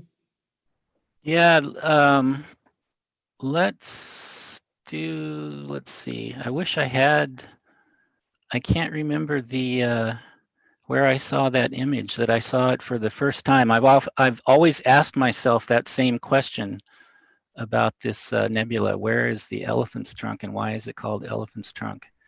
Yeah, and you said you saw the ears. I want to see the ears. Yeah, but now I'm looking at the Wikipedia page and I don't see it. So I always thought it was the middle one. At this point, I'd just be randomly looking for elephant trunk images. Clearly, some of these take a lot of imagination, and you wonder how people sometimes came up with these. Some are obvious, some not so. Yeah, well, I used to ask the same question about the wizard, and I was talking with the lead of the imaging special interest group, Bruce, and he said, "Dude, you have to turn it 90 degrees." And I turned it 90 degrees. It's like, oh, there's the wizard, his hat and everything. So yeah, you have to know kind of what people are. I think it's upside down. Yeah. It's so what we're currently seeing is the trunk, but the elephant is on the bottom. Yeah, he's laying on his back on the bottom right now, and that's why I'm trying to find one that's flipped around. Your brain is saying that the ears are right here, and then this is the trunk. Yep. Yeah. Right. Should we give everybody a minute to turn their computers around and try this? You know what? Well, let's do this. I wish I knew what image I was looking at. I mean, obviously we can flip the image around, but I'm going to do just that. So let's go back into edit mode. We'll do this live. While you're doing that, I went into Stellarium and clicked on the Garnet Star that Conch was quizzing me about, that I didn't know anything about, and it's also a double star. It's also a pulsating variable star. Very nice. That's an interesting. You learn it also has William Herschel's Garnet Star. I'm not sure exactly where it comes from, but it's known for Herschel's star. Yeah, Herschel's Garnet Star. So apologies, guys, but we're going to do this live right now. So while you're doing this, there is another question that I can bring up here. This is about the filters. And the question is, are any other elements filters typically used in astrophotography other than the H alpha, O, and sulfur? Yeah, there's all kinds of emission lines, but that would be used scientifically, and they extend beyond the visible range.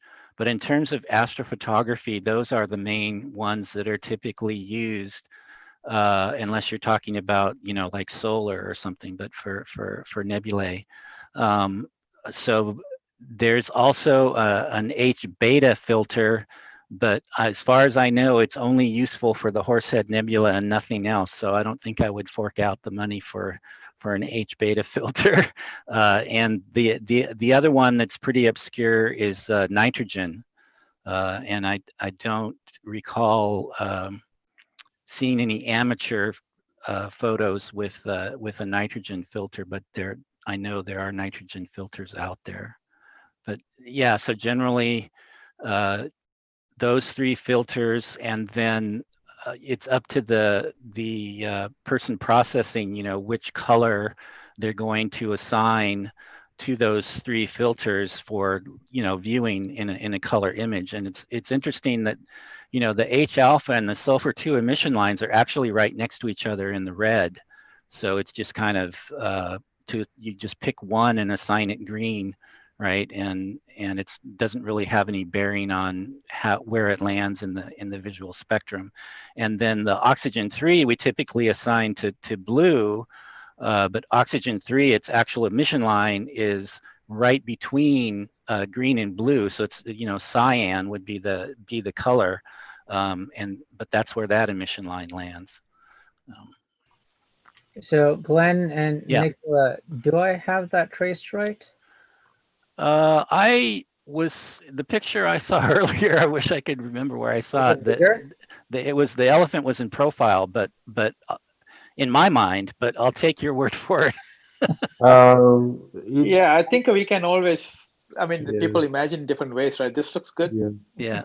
Yeah. I want to just mention that the two nebulas, to the Wizard and Elephant Trunk, as Glenn mentioned, they have something in common because Wizard Nebula is also emission, but also created by a couple of stars, which actually ionize the region. You see that actually, you can see it directly on the image. It's like a wind, right? So this is actually a stellar radiation, which actually ionize the gas. And just like the Elephant Trunk, Wizard Nebula is also a star formation region. Of course, a little bit smaller, but this you see these dusty patterns. Yes, these dust lines over there. Yeah, these are where actually the star formation regions are usually. All right, So, very cool. yeah. Thank you, Nicola. Welcome. All right, let's switch back to Stellarium. Okay, and the next target that we have is the OWL, or the ET cluster, and also we found out today that it could be also called the Dragonfly cluster. And that was in Cassiopeia right here. So let's bring up the next slide. Wolf or Joe, you want to talk about this? Well, I can start briefly here, I guess. So we just visited a star forming region, right, with the Elephant Trunk. We said there is a big gas cloud. We see some young stars in that cloud that have formed relatively recently. And the age of those stars was about 100,000 years, which is nothing compared to, for example, our own star, which is about 4.5 billion years old. And as I said earlier, at some point, our own sun was part of an open cluster, right, which is a later version of a star forming region. And the old cluster, OWL cluster, is that kind of a thing. So it's an open cluster where, stars formed again. And this is about 21 million years old. So, it's a little older, or quite a bit older, than those 100,000-year-old stars in the prior Elephant Trunk. This is a fun object to look at. It's about 8,000 light years away. There's a whole bunch of stars to see, and they kind of have a fun arrangement. We call stars that have interesting arrangements that we kind of intuit with our eyes asterism. So there's a fun asterism to be seen here. And I was hoping that I can show you this directly with my telescope in my backyard. Unfortunately, I don't have a permanent or semi-permanent setup like some of our other imagers. I just have to carry all my stuff out in the backyard, try to find the right place to put the telescope to see what I want to see among all the houses. But there were too many clouds and there's too much trouble earlier. So unfortunately, I don't have a live view for you, but Joe is going to save the day for us because I think he has a working view from his location, right? So I look forward to that's today. Yeah, that's right. Yeah, and so hi everybody. Hey Joe, we're going to look at a live view audio of is the ET cutting cluster. off a little bit. And first I wanted to, yeah, that's going to be tricky. Are you guys able to see my camera? We can hear you now. Okay, here it is. Hold on one second. Right. Let me stop sharing so that way then we can focus on your camera. Give me 1 second. Okay, great, yeah. Yeah, let's go ahead and spotlight your video as well as pin it so we can get that in focus. Okay, great. Well, so I'm outside. All right, so I'm outside right now, and first I just wanted to really quickly show what kind of setup I have here. So this is an Orion Dobsonian. It's a 10-inch refractor telescope. They're pretty easy to operate. You know, there's a little base down here, and you basically just, you know, grab it by the top of the tube, and then you just kind of swing it to the left, to the right, up or down. Fairly straightforward, quite easy setup. And right where the eyepiece is, there's you can see I've got my phone attached to it, and behind the phone is I've talked about this before, is a night vision intensifier, which takes the light that's coming through the telescope and then amplifies it about 80,000 times to make it bright enough for the phone to pick up, which it picks up in real time. And then I'm going to be sharing the screen on my phone to this YouTube live stream, so all of you can also watch the ET cluster live. So now I'm going to switch over to the phone, and I'm going to go over to the Zoom call, and I'm going to do the screen share.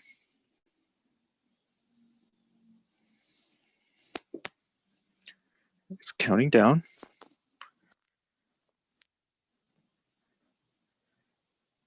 Okay, I'm going to come back over here, and let's see. There, it looks like it's, yeah, it looks like it's being shared. Okay, great. Okay, let me just tweak the exposure here a little bit to make it a little bit more, to get it to the right brightness and darkness. And yep, so that's the ET cluster. And as Wolf said, this is an open cluster. And the way open clusters form are, you start with all this nebula and gas, like what we saw earlier in the Wizard Nebula and in the Elephant Trunk Nebula. And then over time, this nebula, under its own gravity, starts to collapse. Gravity sort of pulls in all the gas, and as gas gets closer to itself, you know, as it collapses on itself, it begins to heat up. And at some point, the gas heats up so much that it triggers a fusion reaction, which is kind of like a nuclear type of reaction. And then that's the birth of a star, where it's essentially a giant nuclear furnace. The light coming out from all the gas collapsing on itself, creating this type of massive reaction.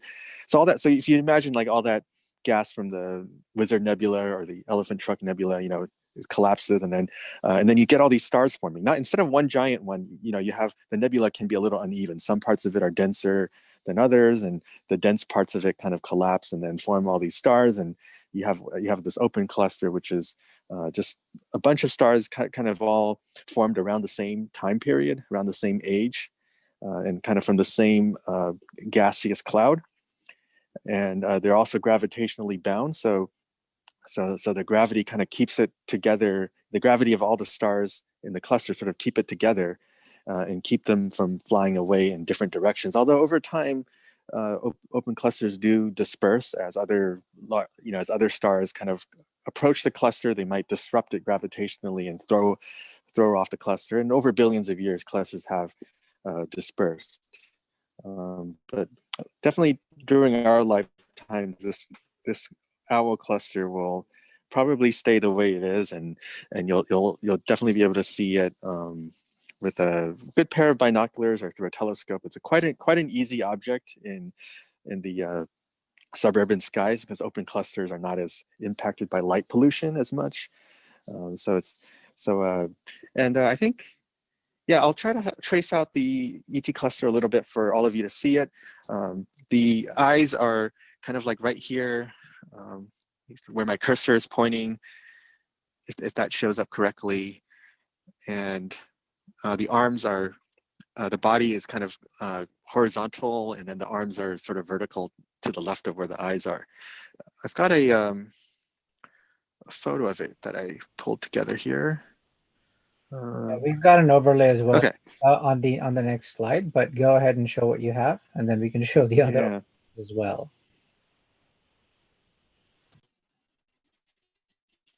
I want to point So out this that is- the This I want is to gonna- point out that the two so I'm switching- stars. Joe, I want to point out that the two stars that comprise the eyes are not part of the cluster. They're actually foreground stars. They're actually closer to us than the cluster okay. itself. Oh, that would definitely make sense because they're so much brighter than the rest of the stars in the cluster. They could be very well much closer to us distance-wise. But yeah, here is the ET cluster. You know, I traced out the head. It's also known as the owl cluster. So they're sort of like the eyes of the owl, and then you can see the arms are stretched out, and the body and the legs. Here it is again without the tracing. I'll start letting the screen share go through. Okay, there it is. Yep. Yeah, that's without the tracing. You can kind of see now. You can kind of see it's got very long arms. It's got like kind of a very straight vertical body and almost like kind of like a flat platform for the legs. And then yeah, here it is again with the you can see with the tracing of it. So yeah, that's we're also getting to the see a ET next door cluster, notification. also known as dragonfly cluster. I see in the I'll turn that up. And apparently another name for this is called the Kachina doll cluster. I didn't look up how that name came to be, but I guess we've got, you know, ET aliens, we've got owls, we've got dragonfly, Kachina dolls. So I guess a lot of people have imagined it to be many different things. And it's also 8,000 light years away. So you're looking at this image live, but the light from this object came to us from 8,000 years ago. And it took that long for that light to reach us because of the vast distance between us and the cluster. Yeah, so that's all I had for the ET cluster. And I guess back to Rashi. Yep, awesome. Thank you, Joe. And you're absolutely right. I mean, looking at the stars, we're just, we're looking back in time. Light does take time to travel through space, large distances. So what we're getting to see is what an object would have been when that light left that object. So very, very cool call out. And thank you for sharing the live views with the intensifier. Yep. Glenn, we're looking at your image. Let me take the share. You want to talk a little bit about this image that you took? Okay. Yeah, I took this, I think, in the early part of this week on a clear night. So we would have this image, and it's just, like the nebulae images, it's a monochrome camera. So in this case, for what we call RGB, red, green, blue, to show, what it would look like on a color camera, then we take separate images with the red, green, and blue filters. And, we're not trying to pull out all the detail that we were in a nebula. So these were probably 2-minute exposures, and maybe just like 10 of them for each filter. What I did do with this is part of the processing. You can do what's called a photometric color calibration. So you can, the software figures out exactly where in the sky this image is and looks up each star in a star catalog to find out what the true color of that star is. And then it does a bunch of math to linear regression or what have you, so that it gives you some color settings that make sure that all the star colors in this are accurate. So all these colors that you see should be accurate as to what you would see if your eyes could see in color at night. So those are the true colors of the stars. Very cool. Thank you, Glenn. Yep. And before we move over to the overlays and see what the owl might look like or what ET overlay might look like, let's just take a moment for the folks that are on the stream. Let's take a moment and try to imagine, do you see an owl? I mean, try to think about the stick figure that Joe drew. Bring that in mind. And by the way, Joe, that was an awesome stick figure. Thank you for drawing that out. I think that really helps sort of kind of get a baseline. But imagine the two bright stars being the big eyes of the owl. Do you see the wings? Do you see the body? I'll give you guys a couple of seconds, and then we'll move on to the next slide where you'll actually be able to see the overlay. Anything anyone wants to add before we move on to the next slide? All right, silence is golden. So let's go ahead and move on to the next slide. Here we go.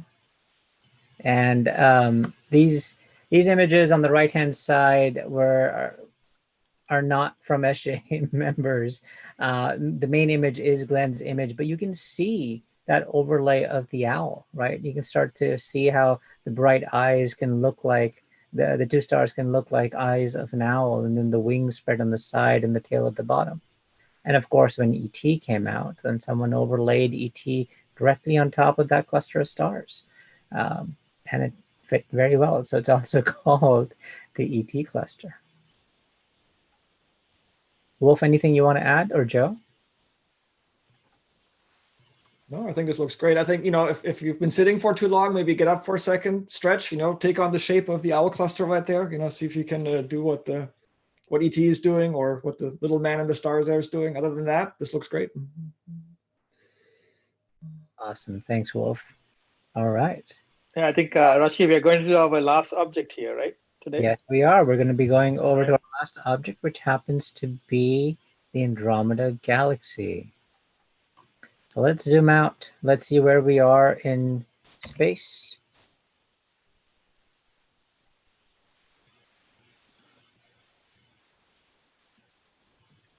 And we are right by Cassiopeia. And if you guys remember, Cepheus and Cassiopeia had a daughter, Andromeda, right here. That's where she would be. I'll turn the constellation art on. And if you remember, the Andromeda Galaxy would be to the right of her, right side of the waist. So we will get there in a moment. So now let's get to the next slide up and going. Nicola or Joe, you want to talk about the Andromeda Galaxy? Okay. So Andromeda is actually 3 million light years away from us, and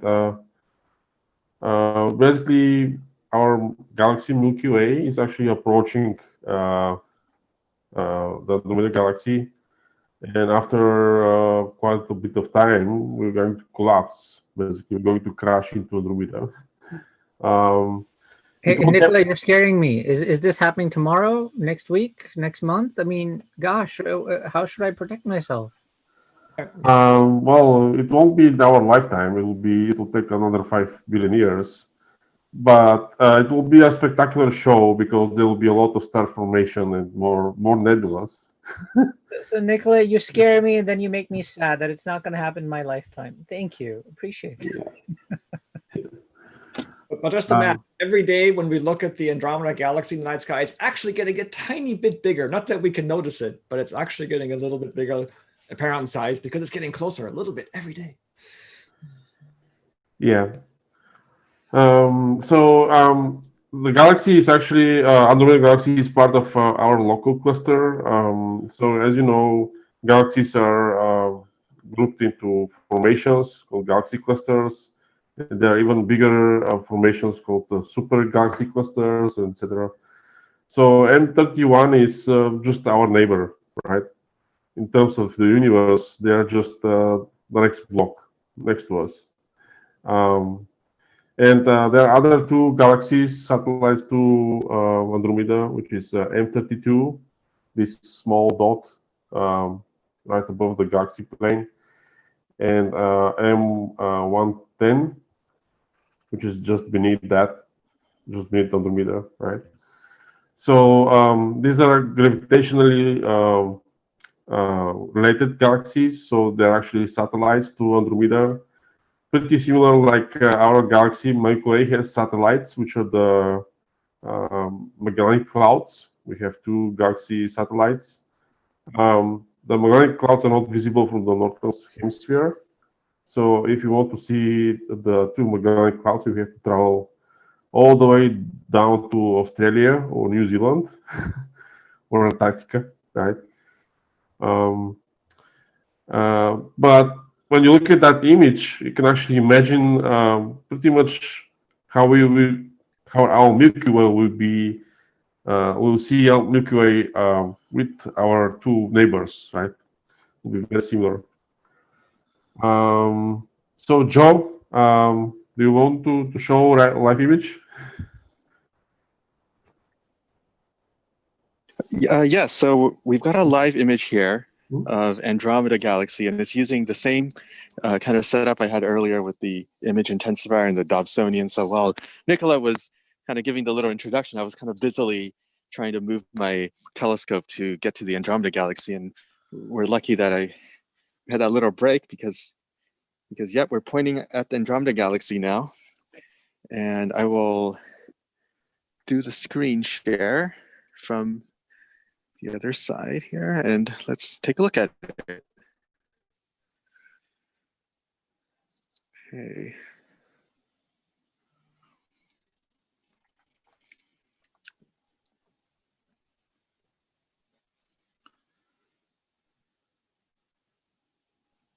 All right. So switching over to this app called Nightcap, and I have to reset the exposure settings and to get it to the right settings.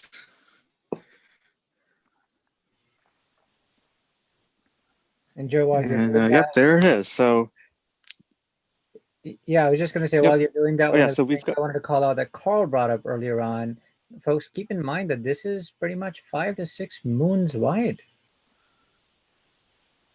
yeah, it's a very massive object.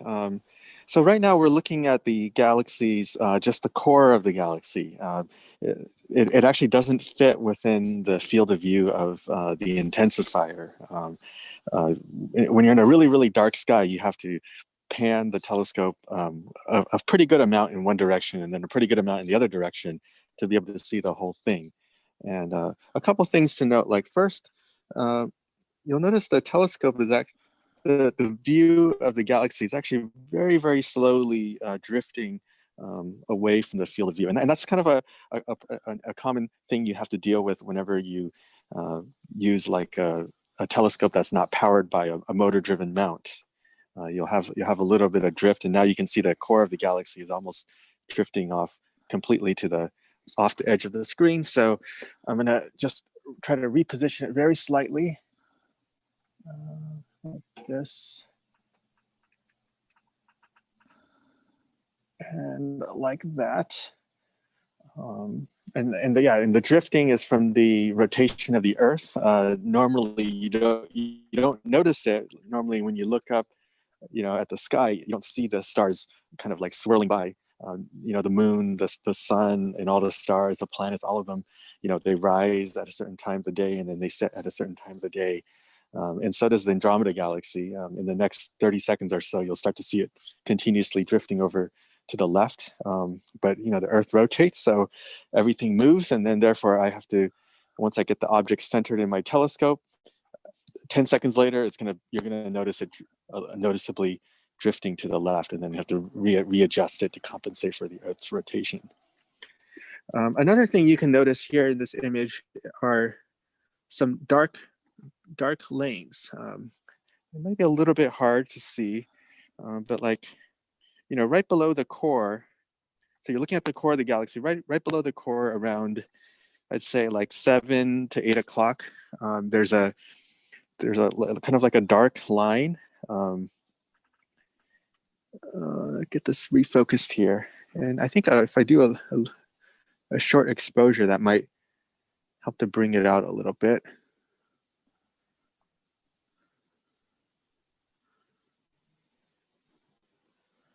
Yeah, right below the core, there's kind of like a dark diagonal line that goes from 9 o'clock to 6 o'clock. Oh, you can see the galaxies drifting off a little bit. And that's actually from a lot of dust in the Andromeda Galaxy that's obscuring the light from behind it. So this is actually kind of a view of the galaxy that you would probably be able to see through a telescope at a dark site. It doesn't look quite as nice as, for example, like a lot of the wallpaper and that you might get from calendars. I think like the Apple MacBooks some years ago had the Andromeda Galaxy as a wallpaper that you could get. It doesn't look quite as nice, but this definitely is much more closer to what a real eyepiece view would look like, which actually makes it somewhat more mysterious and more ethereal, like looking at an eyepiece through a telescope, looking at it with your bare eyes without any camera, without any image processing enhancement. This is probably a view that you'll get. And what makes it really exciting is that you're actually looking at photons of light that traveled over 2 million light years. That's how far that light had to travel, like from some star or from something in that galaxy. This light traveled such an enormous distance, and then to land on your eye, and then to register in your brain. I mean, that's to me, that just really boggles my mind. It's and this glow that you see is not from any one individual star, but rather from just a collection of billions and billions of stars. You know, any one individual star in this galaxy could not register as a single point of light through a telescope, but rather they would be just far too faint to see. You couldn't, you know, like when we look at this galaxy, we just see a glow, and that's just from billions and billions of stars together. Together, the sum of those stars, we register as a glow, and we don't know.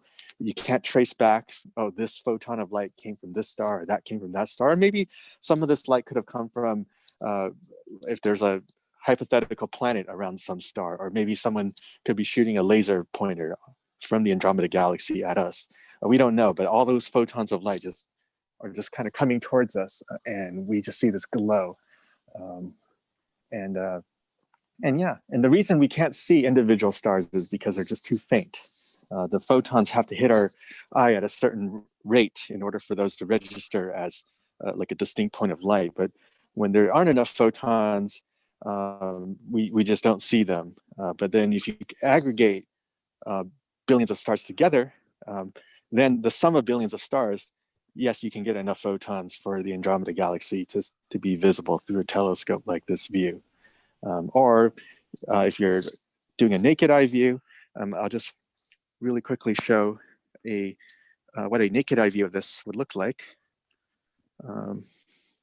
So yeah, this is a view kind of through the Andromeda Galaxy through just close by to where I live. And it's kind of like right there, right above the trees, a little bit to the left of the trees. It's kind of like that. And you can see, like, you know, if you were able to get to somewhere relatively dark, you know, like here you can see like buildings, you can see structures and trees. You know, if you could just pan up a little bit, you know, going up at this time of the night, it was like about 50 or 60 degrees up. And you could go up high enough. You know, there it is, right there. And that's kind of what it would look like, naked eye view. That's really awesome, Joe. That's like that. Really Yep. awesome. Thank you for sharing. All right. Mm-hmm. Yep. Go ahead. Very cool. Back to you, Rashi. Appreciate that, Joe. Yeah. Now we're going to get into the Q&A section. So you can ask your questions. So Conch, over to you. I'm going to switch us back over to the gallery view. So if we can, folks on the stream can see all of us.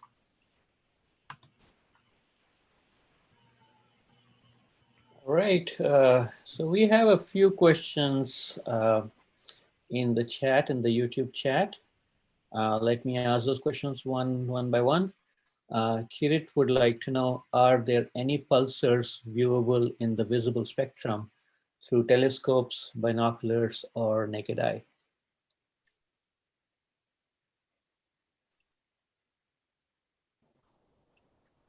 Glenn, I think you're on mute. You were trying to speak. Yeah, I was speaking to myself. Pulsars versus quasars versus, yeah. Nicola, let me pass the ball to Nicola. He's Yeah, actually, we had discussion with one of the group members in the astroimaging group. So there are quasars which are can be visible with astroimaging rigs that we have, and we actually have been discussing how far our rigs can actually see the universe. And he had an image from a quasar which is actually 10 billion light years away.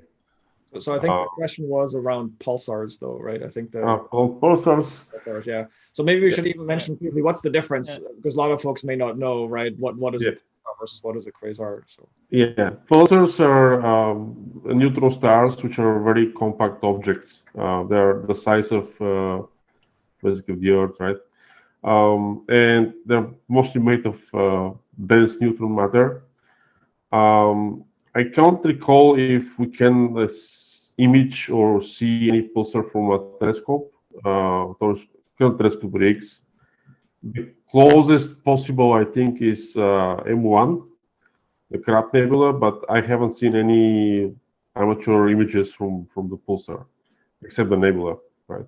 Yeah, I think that because the pulsars are seen through radio astronomy, and they are small objects, so it's basically a stars that's much larger than our sun. The neutron stars are the ones that collapse and become, I'm kind of guessing here actually, I think 10, 20 miles wide balls. They're really dense. They're small objects. And then the pulsar is the magnetic field that's going in two different directions from these objects when they spin. And scientists only, I don't know for sure whether you can see visually, but majority of them, at least, they are detected by radio astronomy. And the first pulsar was detected, because someone, I forgot her name now, I'm afraid, but she detected just a radio signal, right? And at first they were called LGMs, right? Before we knew what they were. Anybody have a guess for what LGM stood for? Right, it stood for little green men, because we thought, oh, maybe it's a signal from an alien civilization, right? So before we understood what a pulsar was, we thought, hey, yeah, this signal is very repetitive, it's very regular, very odd, we never heard it before. We thought maybe there's a civilization sending it to us, but it turns out it's this object called a pulsar, which is a rapidly spinning neutron star, which is sending out these radio pulses, and we've since found lots of them. So NASA, I'm sorry, I didn't mean to interrupt. Go ahead. No. I was just to say NASA photos are X-ray. Neutron star is shown in blue as in X-ray light. I'll also add a little bit of amateur. I'll also add a little bit of trivia. I think on the Voyager spacecraft that were thrown out to Jupiter and Saturn and Uranus, Neptune to take photos of them, on the side of the spacecraft, there's a little plate, a circular plate that is meant to help whoever discovers these spacecraft in the future more information about where these spacecraft came from and who built it and why. And on the plate, there's a number of pulsars, distances to a number of pulsars listed on them, and that's supposed to help future aliens who discover it triangulate where Earth is, where the launch point of these satellites are. And the reason they're able to do that is because these pulsars all have very specific frequencies at which they pulsate, and they're all very unique. And if you had a few of these, and then you said, okay, well, Earth is this amount of distance from these few, this amount of distance from this pulsar and that amount of distance from that one, you could use that information to then figure out, oh, okay, I think this Voyager spacecraft came from this planet and this around the sun or something like that. Yeah, that region of space, right? And then being able to triangulate Earth. Yeah. So maybe far enough in the future, maybe we'll have some aliens bring back these Voyager spacecraft and be like, hey, we found these. I assume maybe you lost them. Here. Why did you throw this trunk into space? It's like, Maybe some Teslas, maybe somewhere. I don't know.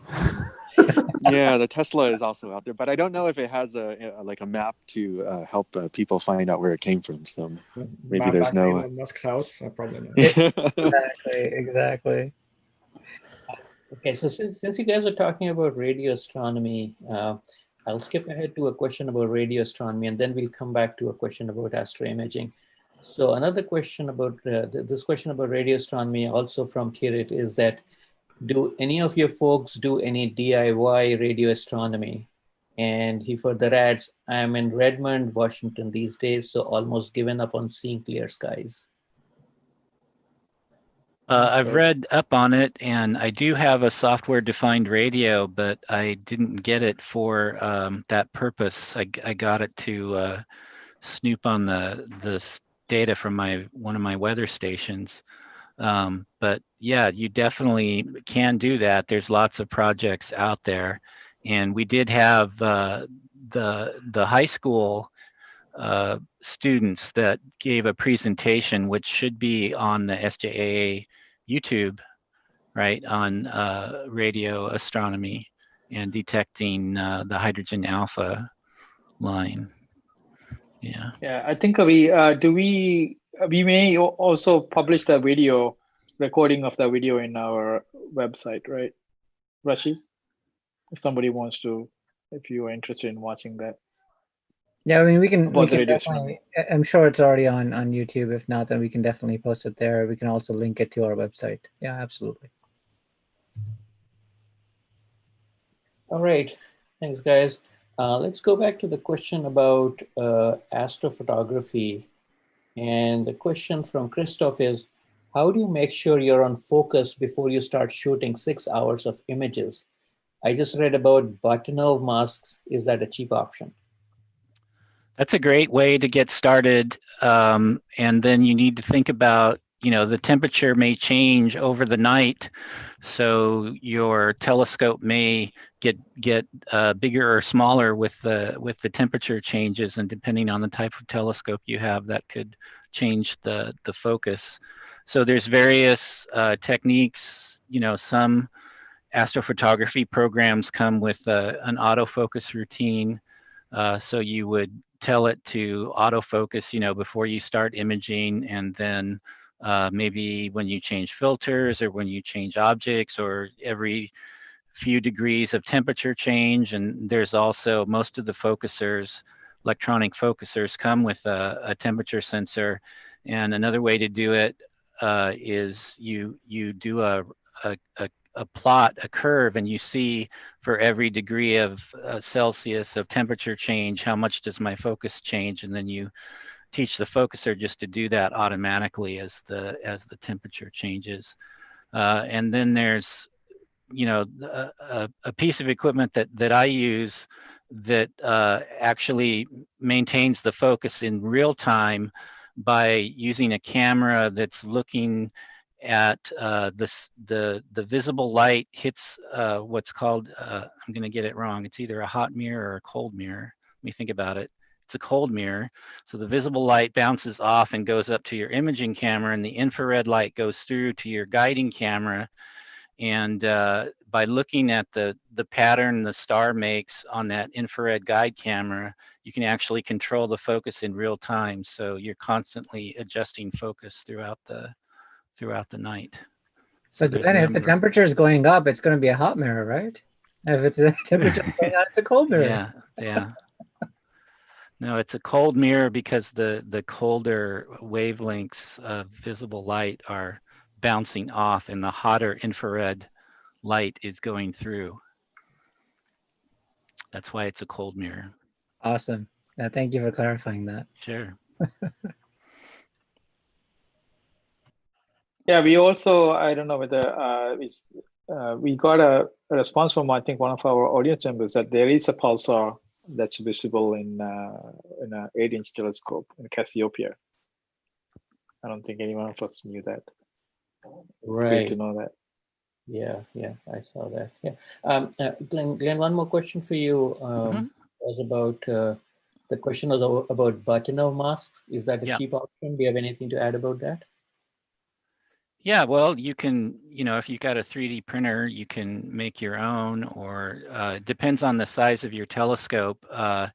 If you're gonna use it on a camera lens, you actually need something that's kind of laser etched versus cut out like a 3D print or cut out of plastic or something.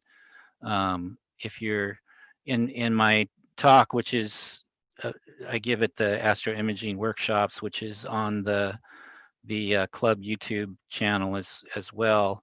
I talk about the Farpoint Sharp Star 2 is the recommended one if you're using a camera lens, and there are for bigger telescopes, there are Bahtinov mask generators where you can generate the pattern for your size, diameter telescope, and then print it or somehow make it yourself out of cardboard or something. But yeah. Yeah, I've done that. I'll add that.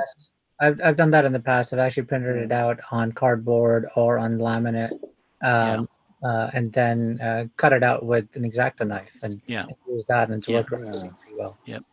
I'll add that Orion definitely sells Bahtinov masks, and they're not expensive at all. I think I got like an 8-inch Bahtinov mask, maybe $20, and if your telescope is smaller, 4 inches or whatever, maybe $10. And I think sounds inexpensive. Yeah, and I think what's good about those is they also come with some screws that you can use to then sort of have the mask grip the front of your telescope. They all come with those plastic screws. Yeah, and that helps a lot. Yeah, any telescope store will sell Bahtinov masks, but as far as going cheaper, you can make them yourselves as long as you're not getting down below like a 3-inch or something. Yep. I've also heard of people possibly like in an emergency, they can get a few strands of wire and sort of just, if they're out in the field and they don't have a Bahtinov mask, you can use a couple of strings to just kind of create a virtual mask over the front of your telescope, and then there's all sorts of different, like this is a gold focus. This is a different pattern Bahtinov mask that gives you more spikes that you can supposedly more accurately adjust, and this is one that would go on like my 12-inch RC. So here's the little plastic screws that Joe's referring to, and they're adjustable in these slots, right? So you can somewhat different size scopes, and then this one has a large cutout in the middle, and that's for a scope with a large central obstruction like an RC or an SCT or something. Yeah, so that's a big Bahtinov mask. Yeah, and that's I want to point. That's a great call out from both of you guys, right? There are a lot of different patterns that you can utilize. And Joe, to your point, yes, you can shoestring something in the field if you really needed to.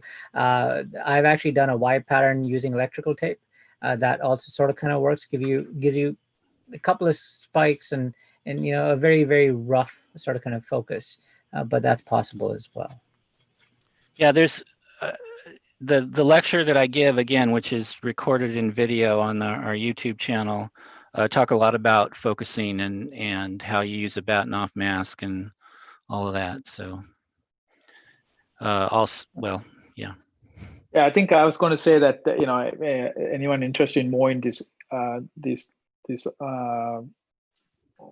kind of things related to imaging, especially like you can go to more detailed discussions in the imaging meetings, right? Yep. Yeah. Swami, we are a little bit exceeded our time now. So are there any more questions? There are no more questions, but I just have one thing to check with Wolf. You were trying to remember a name. Was that Jocelyn Burnell at Cambridge University? Yeah. I think Marian says that she was a postdoc at that time. That could be correct. Yeah, I'm sorry, I'm drawing a blank, but that's probably right. correct. Yeah, so it was a woman astronomer who first discovered pulsars. Yeah. Okay. You mean little green men? Little green men. Little green men. All right. Kancha, I don't have any more questions on the channel at this point. Okay, so I think we are getting to the end of this program. Thank you very much for everyone. All of you who participated for the last 2 hours, and especially for our host here. And we had a cloudy nights when you started. It's a cold day, and but it's really a great day today to be in an Armchair event, because you don't have to go out in the cold and suffer, except Joe here. All right, so I want to just quickly point out that we do have other programs. This is going to be the last Armchair event for this year. And we do have what I believe there is an imaging SIG meeting and solar observing for December that may happen depending on the weather for the solar observing. Definitely we will have more programs next year. Keep an eye out for it. So we have our guest speakers coming up again next year, and all our introduction talks. So, and we would really appreciate your feedback for this to make these events better. So please note down these email addresses and email us back your thoughts. And thank you very much. Have a good night for everyone, and have happy Thanksgiving. Yes, thank you, everybody. We're going to keep the stream on for another minute or so. So if you have any last minute questions, please go ahead and ask. Great shout out to all the party hosts for all the hard work that's gone in, and for all the members that are on the stream. Thank you for coming to the show, and happy holidays. Happy holidays. Goodbye, everybody.